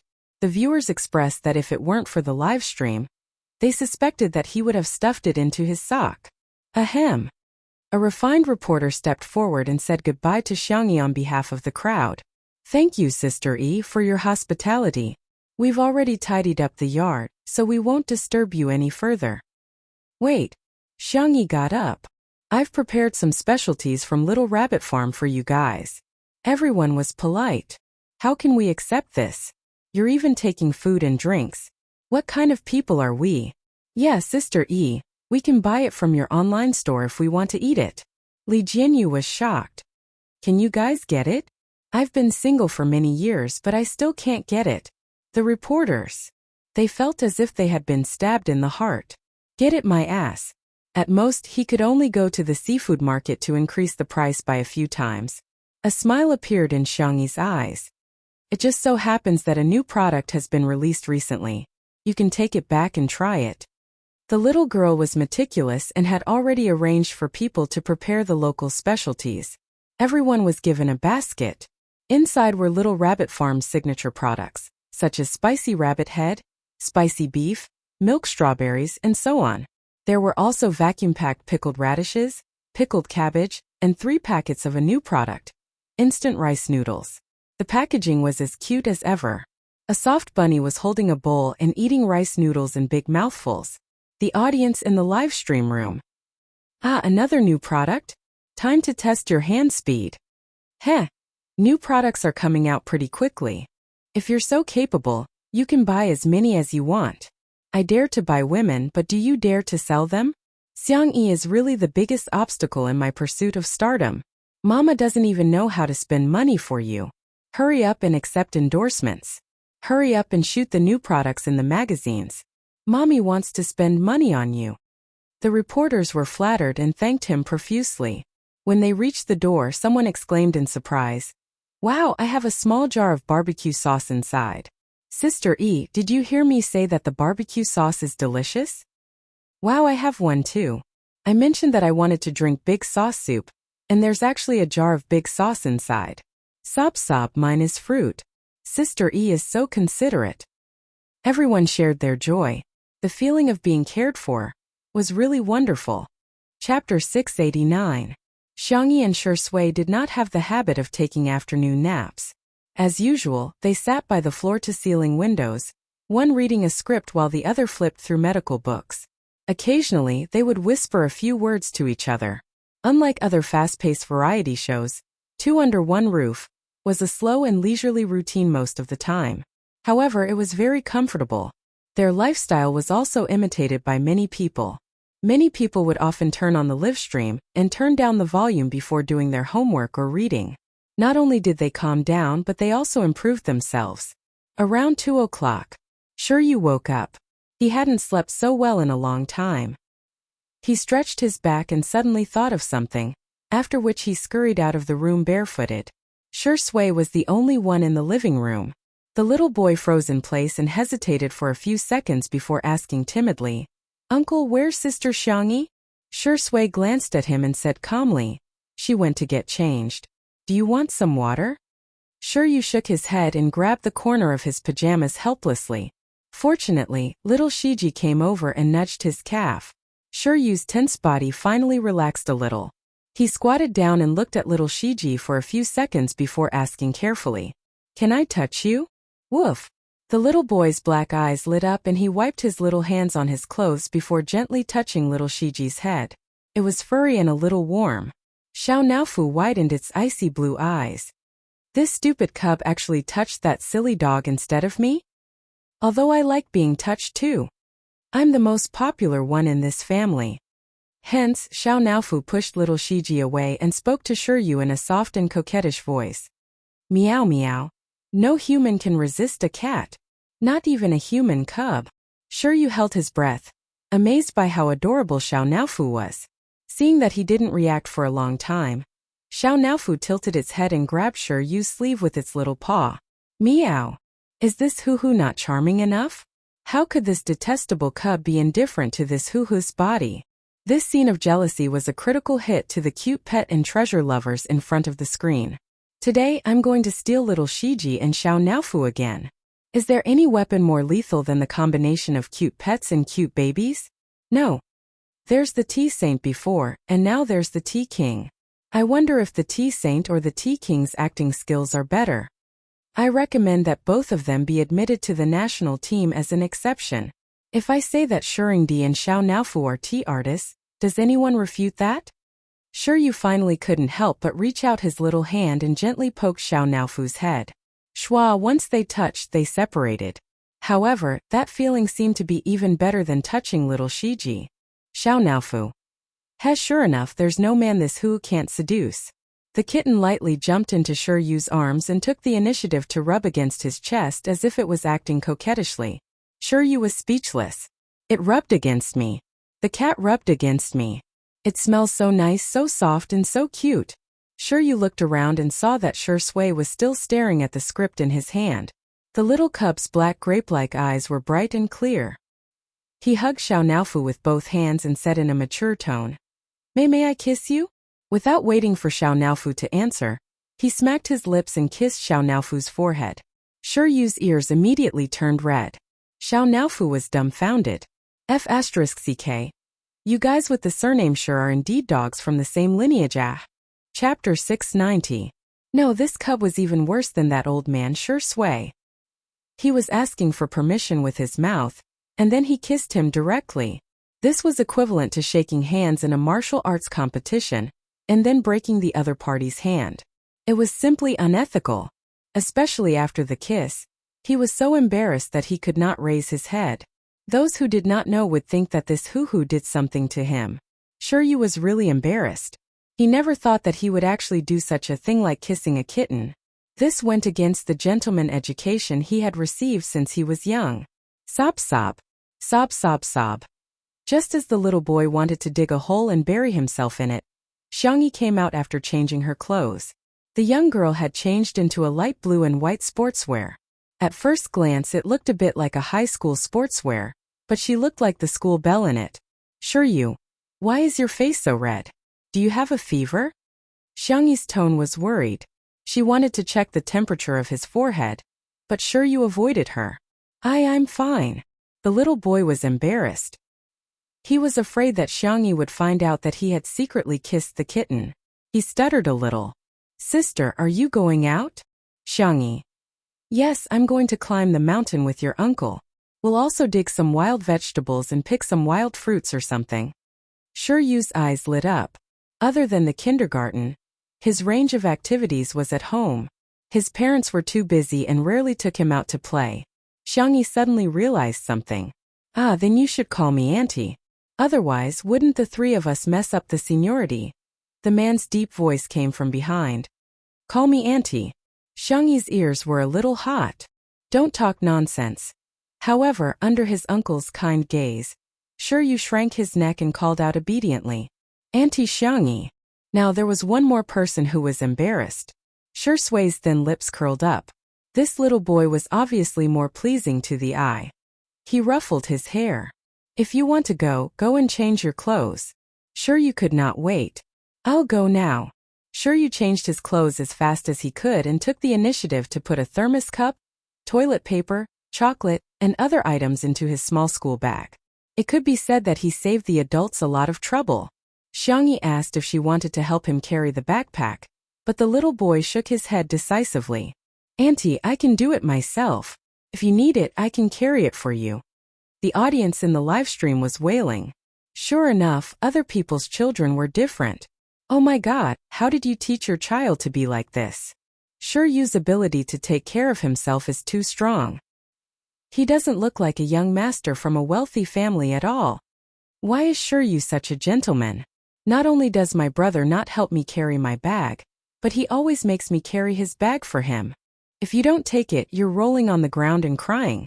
Xiao Naofu also insisted on going. So Xiangyi decided to bring it along with little Shiji. Someone commented in the live stream, "Wow, this is like a family of 3 bringing a cat and a dog for an outing." Someone immediately retorted, "Bullsh asterisk T. They're clearly 2 dogs. You there? Sure you doesn't deserve a name? Ha, what a joke. Is little Shiji our sure sway dog?" When the audience saw these comments, they were about to die of laughter. When they clicked on the personal homepages of the accounts that were defaming Sure Sway, the netizens made an even more shocking discovery. Many of these people were actually Sure Sway's sister. A term rose on the hot search list. Hashtag fandom's confusing behavior reward hashtag. Chapter 691. The entry originated from a Joker blogger. She summed up the confusing behavior of fans in the entertainment circle in recent days. For example, a certain popular starlet sneaked into her fan group and was kicked out. A certain new rapper and anti-fans had hundreds of posts. The most hilarious ones were the actions of Spicy Tutu and Sure Sway sisters. Raising money for investment, illegal fundraising, reporting, receiving help. Sao Rue, you haven't announced anything yet. So what if you're anti-fans? As fans were even more anti-fans. Among them, Spicy Tutu reported the female Durban and won a little red flower from the internet police.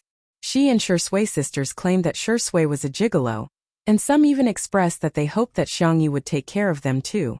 As soon as this Weibo post was posted, it received more than 1,000 comments. I've laughed my head off so many times. Spicy Tutu is so cute. Not only is she Buddhist, she's also so silly. Sure Sway sisters didn't used to be like this. Why do I feel like she's been assimilated by Spicy Tutu? Of course, the Sure Sway sisters would never admit that they were as silly as Spicy Tutu. Don't remind me, we're very aloof, okay? As for Xiangyi, I guess I'll just make do with her. At the manor. After packing up, Xiangyi and the others were ready to set off with the production crew. As soon as they walked out of the door, they heard a loud and hurried shout. "Xiangyi, hold on. Oh, is he looking for Sister E?" Everyone turned to look at him and was stunned. The person was wearing an old blue Taoist robe with his long hair tied up in a crown. He carried a peachwood sword on his back and held a white horsetail whisk in his hand. He looked like an immortal. Of course, that was if one ignored the fact that he was carrying a big iron pot. The netizens watching the live stream were confused. This scene seems familiar. It reminds me of Sanmao bro. Hades. So what if you're carrying a big bowl? Look at how big his pot is. Xiangyi was also very confused, but she still nodded politely. "Hello. May I know what you're looking for me for?" Taoist Ren was excited. "Little friend Xiangyi, I'm here to ask for your guidance." Xiangyi.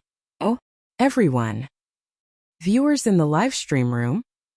As the saying goes, fellow disciples are friends.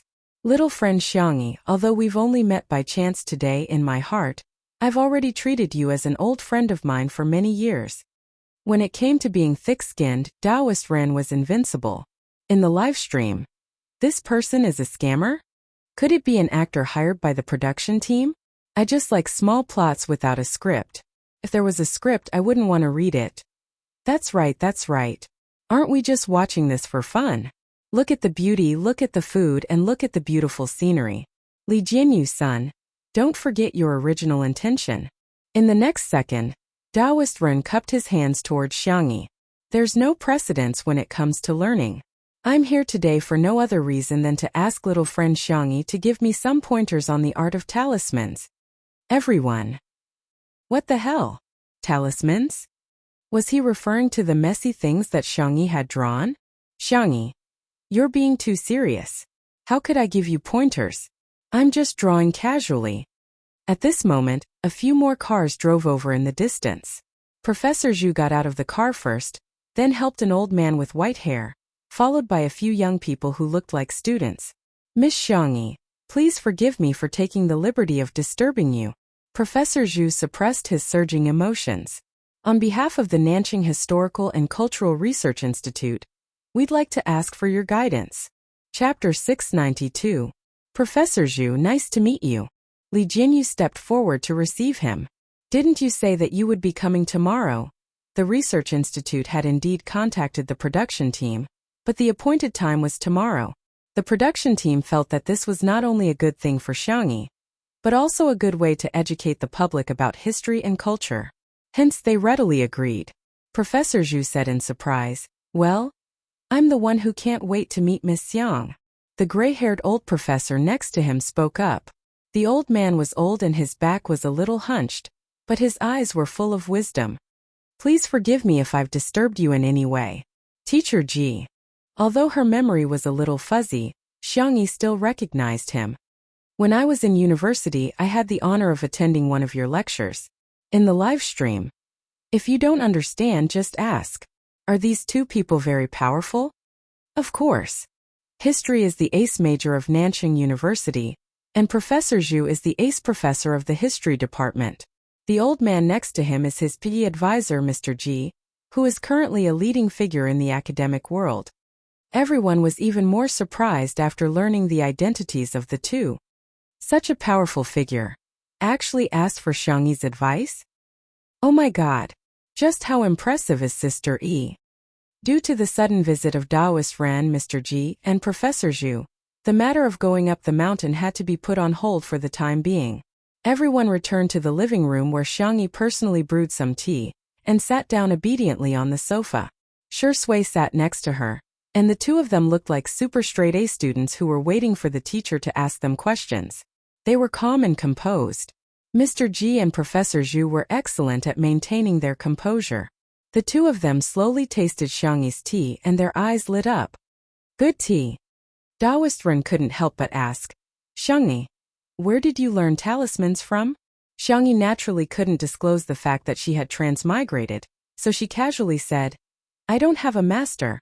I'm just doing my own research for fun." Taoist Ren didn't continue on this topic, thinking that Xiangyi must have had her own opportunities. He immediately praised, "You're really a genius. A genius. Genius." In the cultivation plane, Xiangyi had seen too many amazing talisman crafting geniuses. She had always thought that her standard was very average. Now, she was embarrassed by the compliments. "You flatter me." No, these are all words from the bottom of my heart. I've studied talismans for several decades, and I've only scratched the surface. Little friend Xiangyi is so young, but she has such accomplishments. If she was in the ancient times, she would definitely be someone who would establish a sect and become an immortal.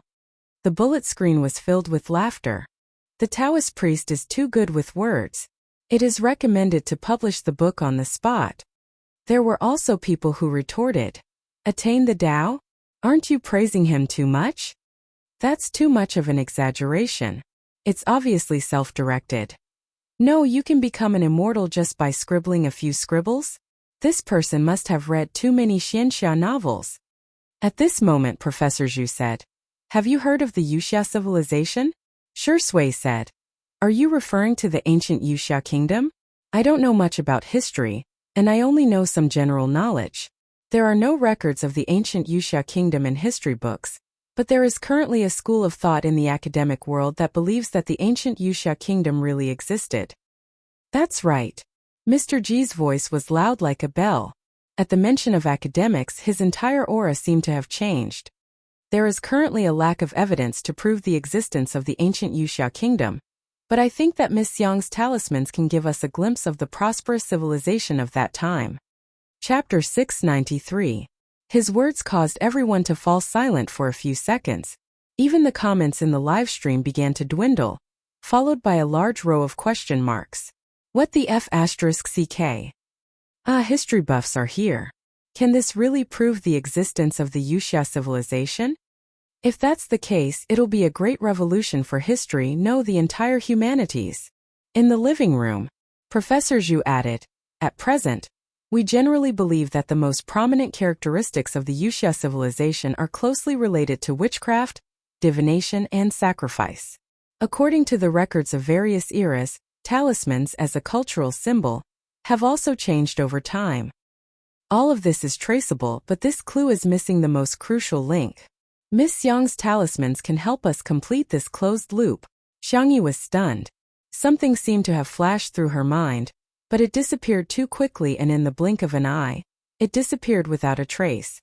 "Professor Zhu, I'm very honored to be able to contribute a little to your research. What can I do to help? Can you provide us with some talismans? As well as a video of you drawing talismans. Of course, in addition to a certificate of honor, we're willing to provide a certain amount of monetary subsidies. Xiangyi said. Forget about the subsidies. Can you give me a certificate or a little red flower? Haha. Both Professor Zhu and Mr. Ji laughed and looked at Xiangyi with more admiration in their eyes. Look, what a good child. Not only is she diligent and motivated, but she also values money. Xiangyi took out the talisman paper and cinnabar, and tried her best to draw all the types of talismans in her mind. Thus, everyone watched helplessly as the little girl continuously drew over 100 talismans with her own strength without stopping even once. The students brought by Professor Zhu were recording a video at the side. While recording, they were amazed by Xiangyi's memory. The drawing method of each talisman was very complicated, and mistakes could be made with the slightest carelessness. However, Xiangyi did it smoothly from beginning to end without making a single mistake. That was enough to show how powerful her memory was. After drawing hundreds of talismans, Xiangyi's hands were still very steady, which meant that her concentration had reached a terrifying level. If such a person were to engage in scientific research, her achievements would definitely be immeasurable. The students looked at each other in dismay. All of them had long faces. Alas, what kind of rookies are we? Time passed. Swish. After finishing the last stroke, the girl exhaled softly. She drew all the types of talismans she could think of. She should be able to help Professor Zhu and the others a little, right? I'm done. Xiangyi turned around and asked the students. Have you recorded everything clearly? Is there anything that needs to be recorded? The few of them were stunned at first, then they reacted. It's done, it's done. Very clear. We even took pictures from different angles. Before they came, they were still a little prejudiced against Xiangyi. After all, it was easy for a female celebrity to give people the impression that she relied on her looks to make a living. But Xiangyi's talent and character had conquered them. Gentleness could be seen in the details. If he was lucky enough to be friends with her, it would definitely be very comfortable getting along with her. Professor Zhu and the others thanked him profusely as if they had received a treasure. They were in a hurry to go back and do their research, so they proposed to leave first. Before leaving, Mr. Ji broke free from Professor Zhu's support, faced Xiangyi, and with much difficulty he bowed. Miss Xiang, thank you for your selfless dedication. I'm proud of the country for having a young person like you. Chapter 694. He pulled out his peachwood sword, stuck a talisman on it, and threw the sword into the air. The livestream viewers. Oh my God, can he really fly on a sword? In the next second, the peachwood sword hit Taoist Ren's head and he let out a shrill scream. Ouch, it hurts. Everyone. Li Jinyu said cheekily. Don't imitate that dangerous move. Thank you, Taoist Ren, for your performance. He sacrificed himself to entertain us. His spirit is so commendable. The livestream viewers. Talking nonsense with a straight face. Ha ha ha ha. Taoist Ren is my laughing point today. Taoist Ren. This sword is immoral. It sneaked an attack on a middle-aged man like me. I advise this sword to take care of itself. Everyone laughed heartily, and the nervousness from before vanished like smoke in thin air. That's right, flying on a sword and flying on a sword are all movies. How could they exist in real life? Xiangyi tried hard to hold back her laughter. Taoist Ren, we're preparing to go up the mountain. Would you like to rest here for a while? Taoist Ren had yet to recover from the blow. He muttered to himself several times, this is impossible. But when he heard Xiangyi's words, he forced himself to cheer up. His gaze swept across Xiangyi, sure Sui and sure you. Taoist Ren frowned. It's not safe on the mountain. You're a delicate girl with two powerless men. What if you encounter a wild beast? Xiangyi, I'll go with you. Sure Sui? Sure you? The expressions of the sure uncle and niece seemed to be carved out of the same mold. There was a hint of coldness in their expressionless faces. However, the livestream viewers laughed out loud. Taoist Ren, have you seen a delicate girl who can kill a 200-pound pig? Light up a cigarette. Ha ha ha. Sure Sui is being treated as a gigolo again. Sure you. It's fine if you say I'm powerless, but you're going overboard by saying that my uncle is. In short, Taoist Ren insisted on going together. Xiangyi and the others felt that it was fine and set off together. The audience was used to the usual live broadcast in the manner, so it was very refreshing to go out occasionally. Soon the group arrived at the foot of the mountain. The nearby mountain was continuous, and the main peak was quite high above sea level. Today Xiangyi and the others were going to climb a lower peak. Although the altitude was low, it hadn't been artificially developed. As far as the eye could see, it was a sea of green. The air was fresh and pleasant, and the chirping of birds and cicadas could be heard. The mountain stream was so clear that one could see the bottom. One could even see a few fish swimming in it. Xiangyi plucked a piece of green foxtail. The young girl was very skillful. She weaved a little rabbit for Shiryu to play with. Shiryu thanked him obediently and held it in his hands as if he had obtained a treasure. He even pretended as if nothing had happened and waved his hand in front of Shui. The little kid's subtle desire to show off was greatly satisfied. "Uncle, I have it but you don't." The next second Shui spoke softly, adding a touch of tea fragrance to the forest. "Sister E, can I have a little rabbit too?" Xiangyi said without hesitation. Sure. Of course, she had to satisfy her boyfriend's request. The young girl quickly made 2 little rabbits for Shui. Shui took them and smiled. "Sister E is very nice. As long as you like them," Xiangyi said with a smile. She turned her head to see if there were any edible wild vegetables. While she wasn't paying attention, Shui waved the 2 straw bunnies in front of Shiryu. The cold and handsome man, whose bone structure was so good that there was nothing to nitpick about, said seriously, "See? I have 2 little rabbits."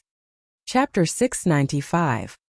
He pulled out his peachwood sword, stuck a talisman on it, and threw the sword into the air. The livestream viewers. "Oh my god, can he really fly on a sword?" In the next second, the peachwood sword hit Taoist Ren's head and he let out a shrill scream. "Ouch, it hurts." "Everyone," Li Jinyu said cheekily, "don't imitate that dangerous move. Thank you, Taoist Ren, for your performance. He sacrificed himself to entertain us. His spirit is so commendable." The livestream viewers. Talking nonsense with a straight face. "Ha ha ha ha. Taoist Ren is my laughing point today. Taoist Ren, this sword is immoral. It sneaked an attack on a middle-aged man like me. I advise this sword to take care of itself." Everyone laughed heartily, and that bit of nervousness from before vanished like smoke. That's right, flying on a sword and flying on a sword are all movies. How could they exist in real life? Xiangyi tried hard to hold back her laughter. "Taoist Ren, we're preparing to go up the mountain. Would you like to rest here for a while?" Taoist Ren had yet to recover from the blow. He muttered to himself several times, "This is impossible." But when he heard Xiangyi's words, he forced himself to cheer up. His gaze swept across Xiangyi, Shui, and Shiryu. Taoist Ren frowned. "It's not safe on the mountain. You're a delicate girl with 2 powerless men. What if you encounter a wild beast?" "Xiangyi, I'll go with you." "Shui? Shiryu?" The expressions of the Sure uncle and niece seemed to be carved out of the same mold. There was a hint of coldness in their expressionless faces. However, the livestream viewers laughed out loud. "Taoist Ren, have you seen a delicate girl who can kill a 200-pound pig? Light up a cigarette." "Ha ha ha. Shui is being treated as a gigolo again." "Shiryu, it's fine if you say I'm powerless, but you're going overboard by saying that my uncle is." In short, Taoist Ren insisted on going together. Xiangyi and the others felt that it was fine and set off together. The audience was used to the usual live broadcast in the manner, so it was very refreshing to go out occasionally. Soon the group arrived at the foot of the mountain. The nearby mountain was continuous, and the main peak was quite high above sea level. Today Xiangyi and the others were going to climb a lower peak. Although the altitude was low, it hadn't been artificially developed. As far as the eye could see, it was a sea of green. The air was fresh and pleasant, and the chirping of birds and cicadas could be heard. The mountain stream was so clear that one could see the bottom. One could even see a few fish swimming in it. Xiangyi plucked a piece of green foxtail. The young girl was very skillful. She weaved a little rabbit for Shiryu to play with. Shiryu thanked him obediently and held it in his hands as if he had obtained a treasure. He even pretended as if nothing had happened and waved his hand in front of Shi Sui. The little kid's subtle desire to show off was greatly satisfied. Uncle, I have it but you don't. The next second Shi Sui spoke softly, adding a touch of tea fragrance to the forest. Sister E, can I have a little rabbit too? Xiangyi said without hesitation. Sure, sure. Of course, she had to satisfy her boyfriend's request. The young girl quickly made 2 little rabbits for Shi Sui. Shi Sui took them and smiled. Sister E is very nice. As long as you like them, Xiangyi said with a smile.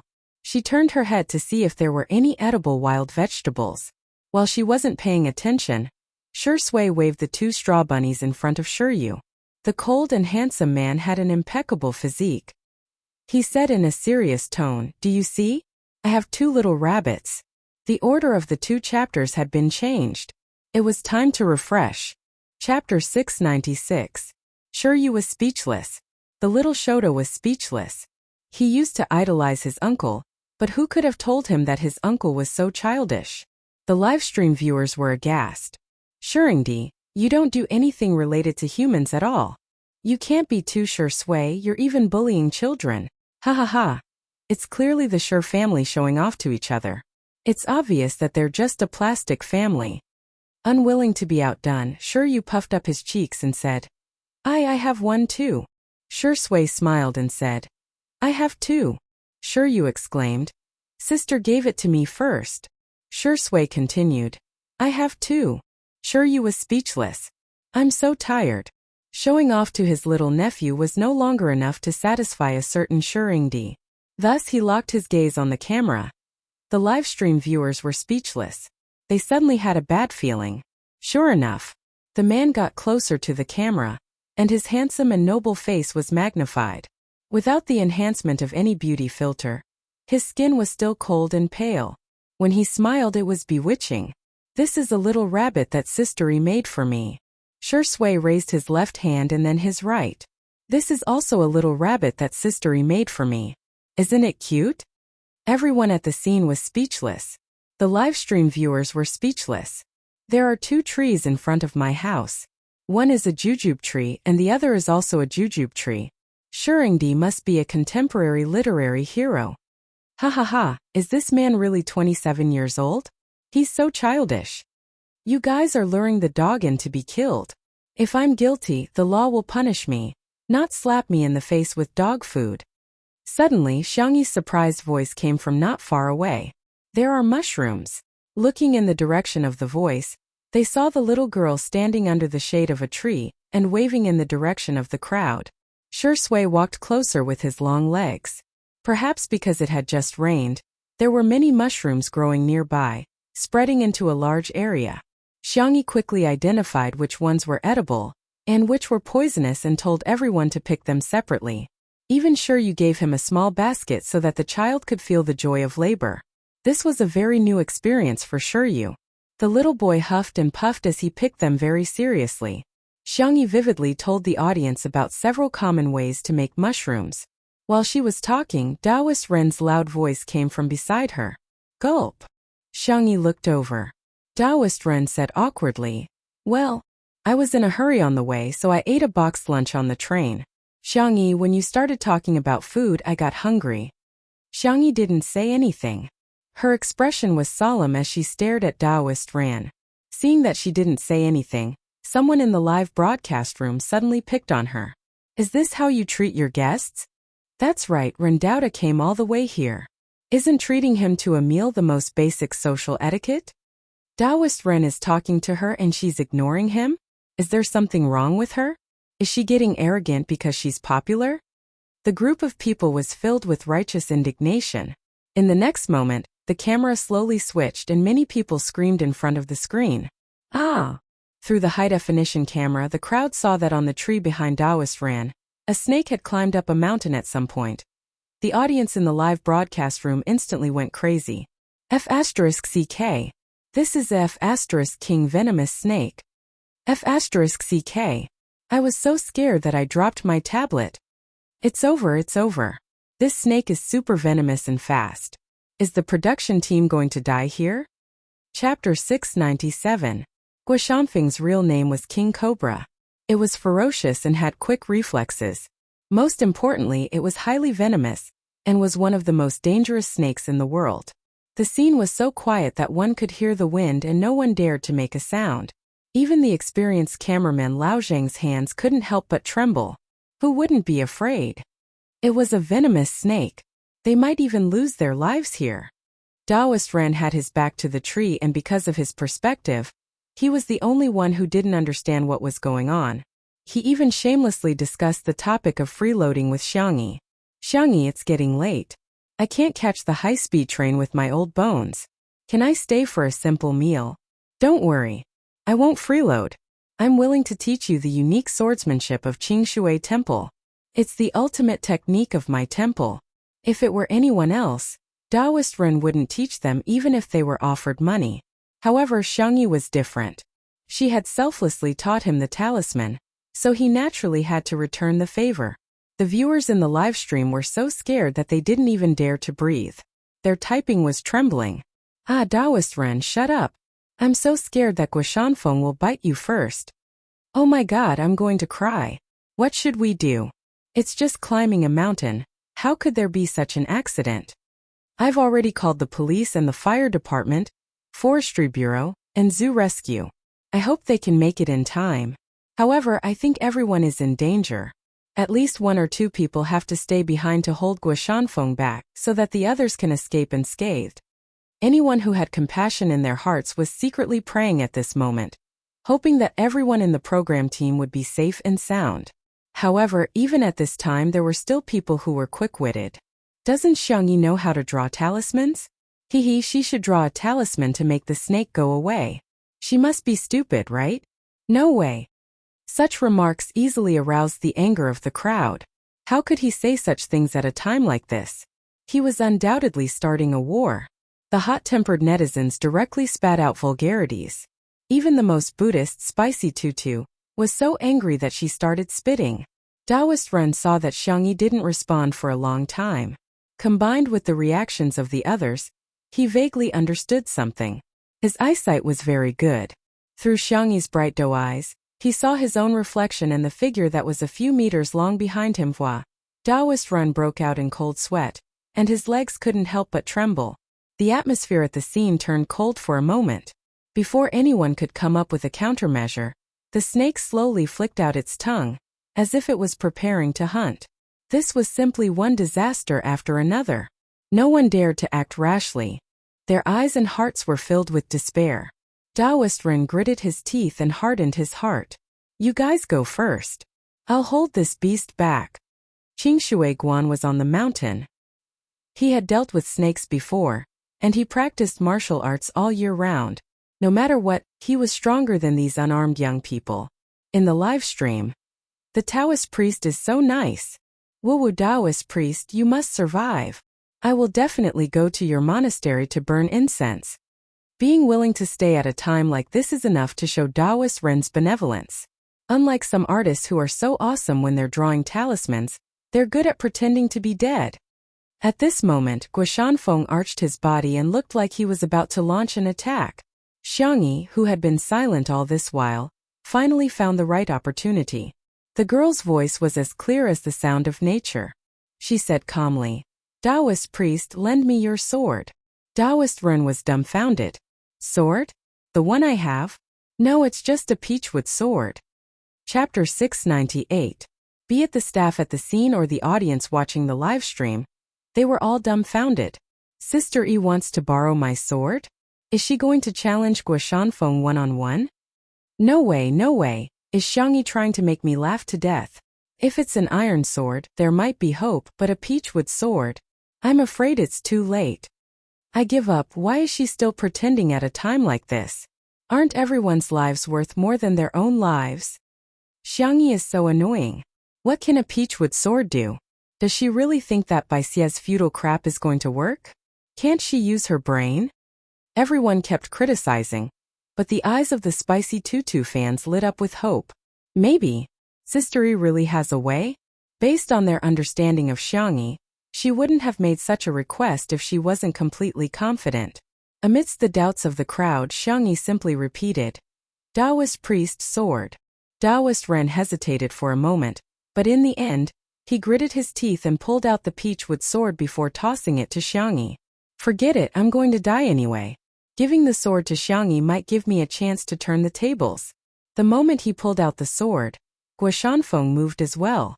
His several-meter-long body moved at an incredible speed. Countless people in front of the screen closed their eyes. It's over, the first one to be bitten will definitely be Taoist Ran. Who's the closest? The scene was so thrilling that some people at the scene couldn't help but scream. Immediately, it caused a chain reaction as panic screams sounded one after another.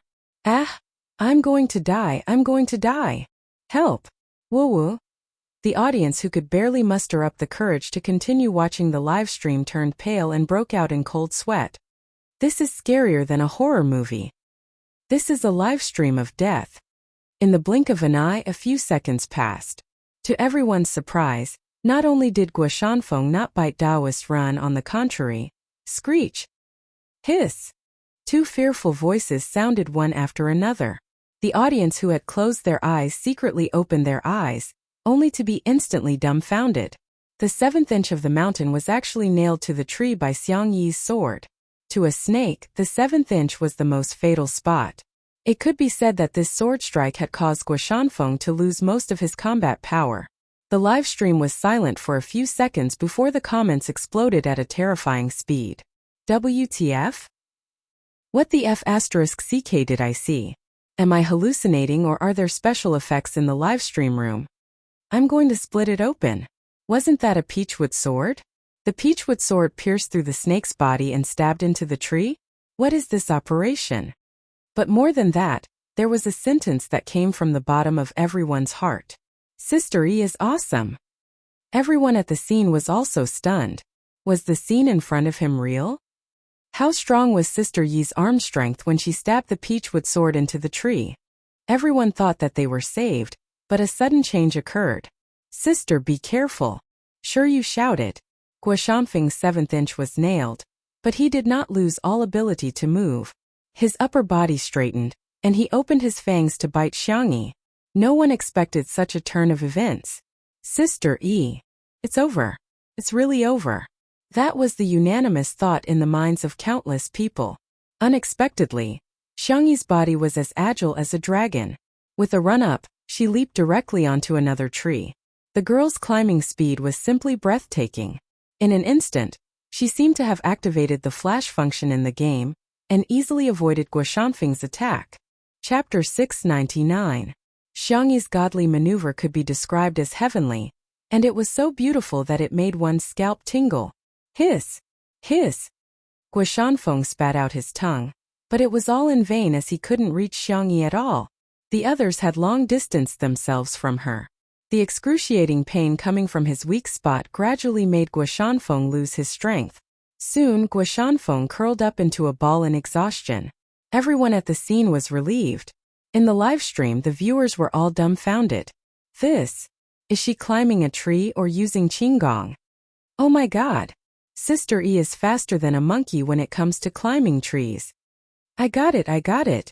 She nailed a snake with her sword and climbed a tree in a second. She learned some useless survival skills again. Sister E is God. Xiangyi is a fake. I won't accept any rebuttals. Everyone at the scene looked at each other in disbelief. Such a thrilling and exciting crisis was actually resolved just like that? Recalling the scene that just happened, everyone was in disbelief. Is this a live stream of a variety show? Or is this a movie? Every scene was full of dramatic effects. Before anyone could react, they hurriedly replayed the scene. The girl's black hair was soft and she looked very obedient when she was still, but when she was really frozen, her posture was full of vigor, beautiful and valiant. Be it the strength of the sword, the angle, or the decisiveness and suaveness when she ran up the tree, they were all emotional and couldn't help but watch again and again. Not long after, professionals from the fire department and the forestry bureau arrived to deal with the aftermath. Xiangyi jumped down from the tree with steady footsteps and a calm expression. She handed the peachwood sword back to Ren Daoren. Thank you, Taoist priest. Taoist priest Ren was in a daze. You're welcome. When he came back to his senses, he hurriedly said, Xiangyi, I should be the one thanking you. Without you, Guoshanfeng would have bitten me and I would be dead. The tense atmosphere in the live stream dissipated, and everyone was even in the mood to joke around. Sister E. Come on, Xiaoren. I'll teach you what it means to fly with a sword. Sister E says she believes in science while showing us what metaphysics is. She's watching the live stream with a foreign friend. She now thinks that everyone in China knows martial arts. Rai smile. On the internet, someone edited the video of the confrontation between Xiangyi and Guoshanfeng. As soon as it was uploaded, it received hundreds of thousands of likes. Related trending searches rose steadily, dominating the charts in minutes. Hashtag Sister E Riseby hashtag Xiangyi Flying Immortal with One Sword hashtag Chinese Kung Fu hashtag Xiang Family's Ancestral Tree Climbing Skill hashtag Contemporary Swordsman Duel Video hashtag Sister. Sure Yu immediately threw himself into Xiangyi's arms. No matter how smart he was still a child physically and mentally. His eyes were completely red.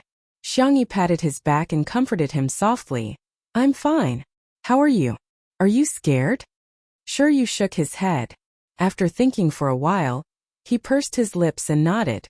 He didn't want to lie in front of Xiangyi.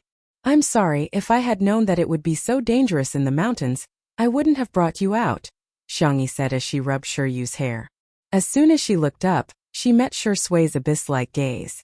In the next second, she was pulled into Sure Sui's arms.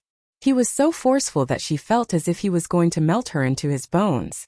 At this moment, the number of online viewers of the Two Under One Roof livestream exceeded the 20 million mark in just a few minutes, breaking a small rule and setting another record. The Nanjing Historical and Cultural Research Institute also updated their status. Miss Xiangyi is invited to be a guest professor of our institute. Chapter 700. In an instant, the academic community was shocked. Generally, teachers would have to be in their 30s or 40s to be appointed as professors. Being a guest professor was an honorary title that didn't have as high requirements as being appointed as a professor. However, it was basically given to well-known scholars, entrepreneurs, inventors, and so on. They were often older too. But how old was Xiangyi? 20 years old. A 20-year-old guest professor. There weren't many in the entire country. Netizens arrived at the scene one after another, and the comments section of this Weibo post became lively. Sister E is probably the youngest professor in history, right? No, her second brother, Xiang Li, was appointed as a professor at the age of 17 or 18. I'm kneeling down to him. Sister E isn't that good, but she's still very impressive. Our kid is so hardworking. Her old mother shed tears of relief and kicked OD, who can't even solve a second-grade math problem. I'm dying of laughter. She can be appointed as a professor just because she drew a few scribbles? Are the guest professors in the academic community so lousy? What do you mean by scribbles? If you're so good, go ahead. First, they were in danger and then they were lucky enough to be rescued.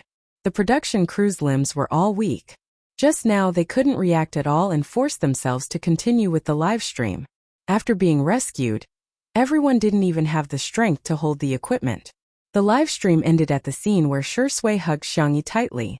At the scene, Xiangyi said softly, Sure Sui, don't be afraid, we're safe now. As a result, the young girl felt the hands on her waist tighten even more. The man lowered his eyes, his emotions difficult to discern. Xiangyi thought that he was angry and patted the man on the back. I wasn't impulsive. I weighed the pros and cons before making up my mind. I'm almost 90% sure that I can get rid of that snake. She had been in danger too many times in the past, and even after returning to this world for so long, her physical and mental instincts were still there. Xiangyi didn't think that today's danger was anything special. The man's hoarse voice sounded beside her ear. I'm not angry. After a pause, he said, Our sister E did very well. Xiangyi was a little happy to be praised by the person she loved. She rubbed herself against his chest. She seemed to be acting spoiled. Sure Sui gently rubbed the back of the girl's neck. His long and narrow eyes were filled with ruthlessness and malice. He was thinking about what Xiangyi had gone through in the past year. Did he suffer a lot? Suffered a lot of grievances?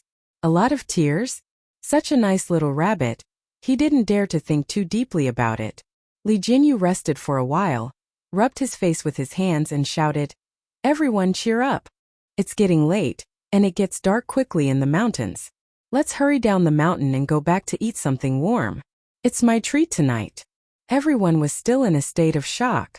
The word treat didn't cause any waves, and they numbly packed up their things. Until the girl's sweet voice entered everyone's ears. "The weather is so hot. The ducks at home must have gotten heat stroke. Let's go back and cook a duck. If they get heat stroke, won't we get heat stroke after eating it? Hey, what's there to be afraid of? Just eat it with Isatis indigotica. I'm calling you an expert. Even Master Fong and the others will praise this dish." The eyes of the people who were like walking corpses suddenly lit up. Even the pace of their journey had become much lighter. The professional rescue workers in charge of the aftermath swallowed their saliva. The ducks were so greedy. Cough, so miserable. Chapter 701. Although the staff members were carrying equipment, they walked at the front. On the other hand, Shui carried Shiryu with one hand and held Xiangyi with the other. The three of them walked at the back. Shiryu's little face was pale. He was a child after all. At first, he did not want Shui to carry him. But not long after, he was so tired that he fell asleep with his arms around his uncle's neck. His thick and long eyelashes cast a shadow, soft and obedient. The little boy was so cute that Xiangyi could not help but take a few more glances at him. Shui's expression did not change. She turned Shiryu's little head to her other shoulder. "Xiangyi, watch the road," the man reminded her in a low voice. Xiangyi muttered softly, "Stingy." "Oh, ahem, little uncle said that he will come over tonight. He will be so happy to see Shiryu." Little Uncle Xiangfeng was famous for liking children. Unfortunately, he had been single since birth and could only take care of other people's cute children. Even after such a thrilling experience, Shui's shirt was still neat and tidy. However, she took off her gold-rimmed glasses. Without the glasses blocking her peach blossom eyes, the visual impact was too strong. He said in a muffled voice, "Do you like Shiryu very much?" The sun was setting in the west, and the evening wind was gentle. Xiangyi's eyes curved into crescents. "Boyfriend, are you jealous? Or are you jealous of a child?" Shui lowered his long eyelashes and was silent for a few seconds. Then he said, "Yes." Xiangyi could not help but laugh. She explained helplessly and amusedly, "Liking Shiryu is different from liking you. Also, I think Shiryu is very much like you. When I see him, I always think about what you were like when you were young." After all, the two of them were 7 years apart. Xiangyi had missed his childhood. In her impression, Shui was already a calm and gentle big brother next door when she first met him. Therefore, it was difficult for her to imagine Shui when he was young. Shiryu's appearance made up for this regret. "Are you curious?" Shui's voice was clear and pleasant. "When I was young, I didn't seem to be cute or likable at all." Xiangyi retorted, "Of course not. You must be the cutest kid in the world." Shui chuckled and changed the topic. "What's Yaya going to do? Roast duck? Braised duck?" Those unbearable and dark years were not worth mentioning. There was no need for her to know. When it came to food, Xiangyi became spirited and started counting the menu with her small hands. "Roast duck is definitely a must. The duck rack can be fried, and then we can make braised duck neck, braised duck wings, and duck blood and vermicelli soup." The thin rays of sunlight fell on his back, elongating his shadow. She was going home. 2 hours later, the live stream of Two Under One Roof was opened, and the number of viewers who flooded in almost caused the server to explode. Other than the loyal fans, there were also many newcomers. "I'm here because of your reputation. Sister E, teach me. I want to learn swordsmanship. Can anyone answer me? How good is Xiangyi's combat skills? If you don't know, just ask. Isn't this a martial arts show? Why are you cooking now?" In the kitchen, Xiangyi had her hair tied up in a bun, and her skin was as fair as snow. She was leisurely scooping out a large spoonful of braised duck meat from the pot. The camera zoomed in and gave her a close-up. The duck neck, duck wings, and duck collarbone had all been braised to a crisp, fragrant, and spicy state. It was as if the meat would be separated from the bones with just a little bit of force. Gulp. The new fans were in a daze. This is the... Why is my mouth not listening to me? Chapter 702. The impact of the braised food was strong enough. However, this was just the beginning. The new fans watched helplessly as Xiangyi turned on the oven again.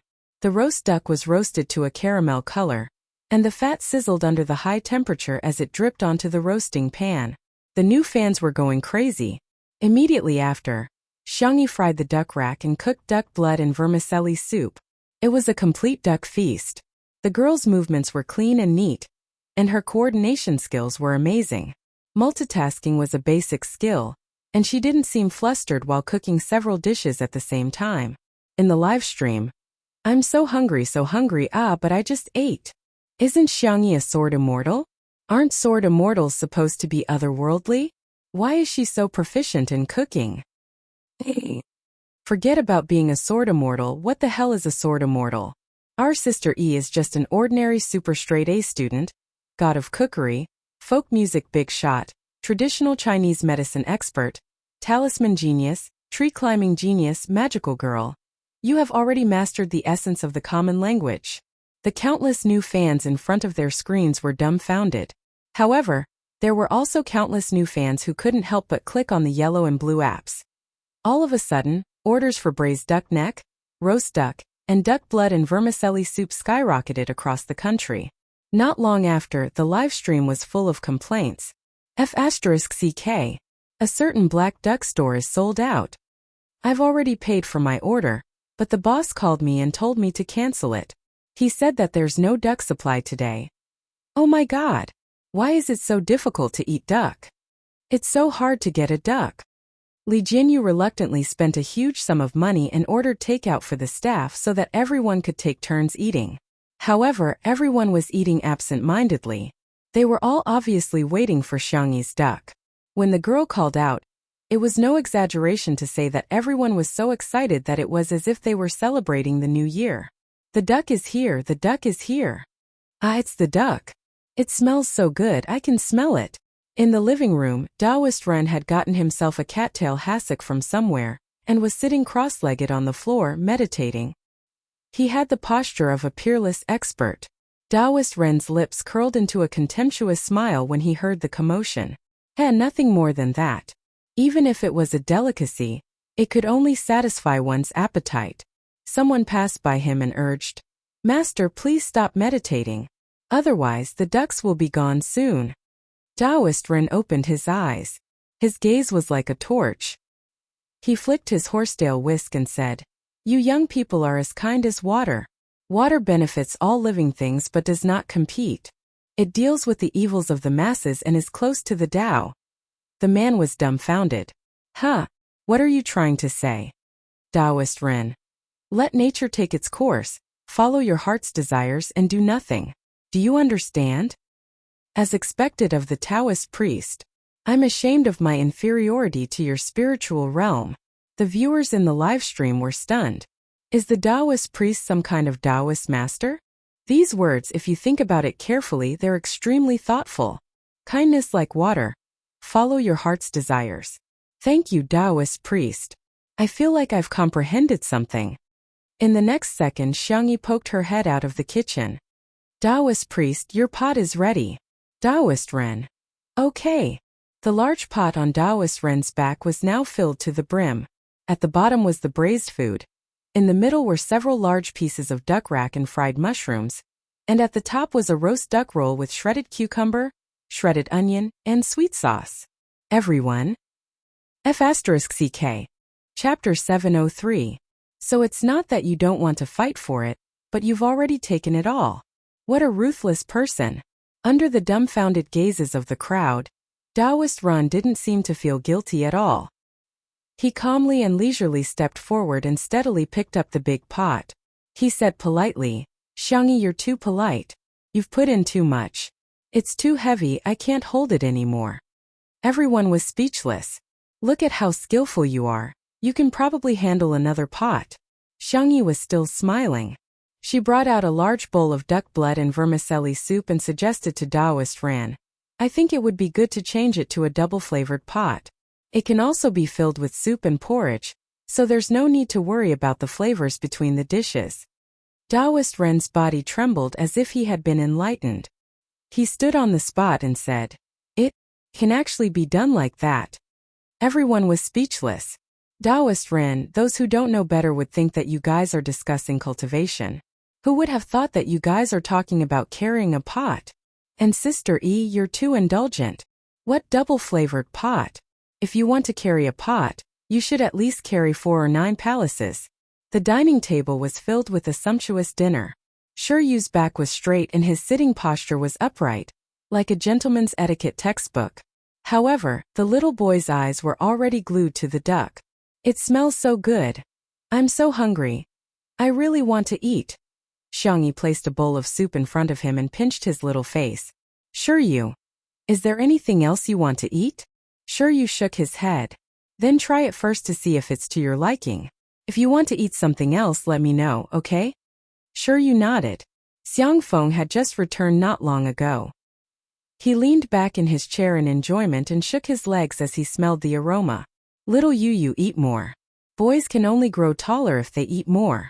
Only by climbing trees can they climb faster." The bullet screen of the live stream was filled with joy. "Mr. Xiang, don't lead the children astray." No, you've misunderstood, Mr. Xiang. Climbing trees is an escape skill. Mr. Xiang is doing this for the children's future. Climbing trees is not just an escape skill. Didn't you see that Sister E used it as a combat skill? I strongly suggest that our country should include tree climbing into the compulsory education system. Shui glanced at him from the corner of her eyes. She saw through the child's thoughts and said lightly, "You can eat now." The food under Shiryu's table shook excitedly because of her words. He picked up his chopsticks, picked up a small piece of meat from the braised duck neck, and put it into his mouth. Boom! In an instant, the rich taste of sweet, spicy, fresh, fragrant, and numbing attacked the little Shota's tender taste buds. His black and white eyes were wide open, and he seemed to have forgotten to chew, not knowing what to do with it in his mouth. In this world, there was actually such delicious food? Shiryu's parents had a light palate and mainly ate vegetarian food.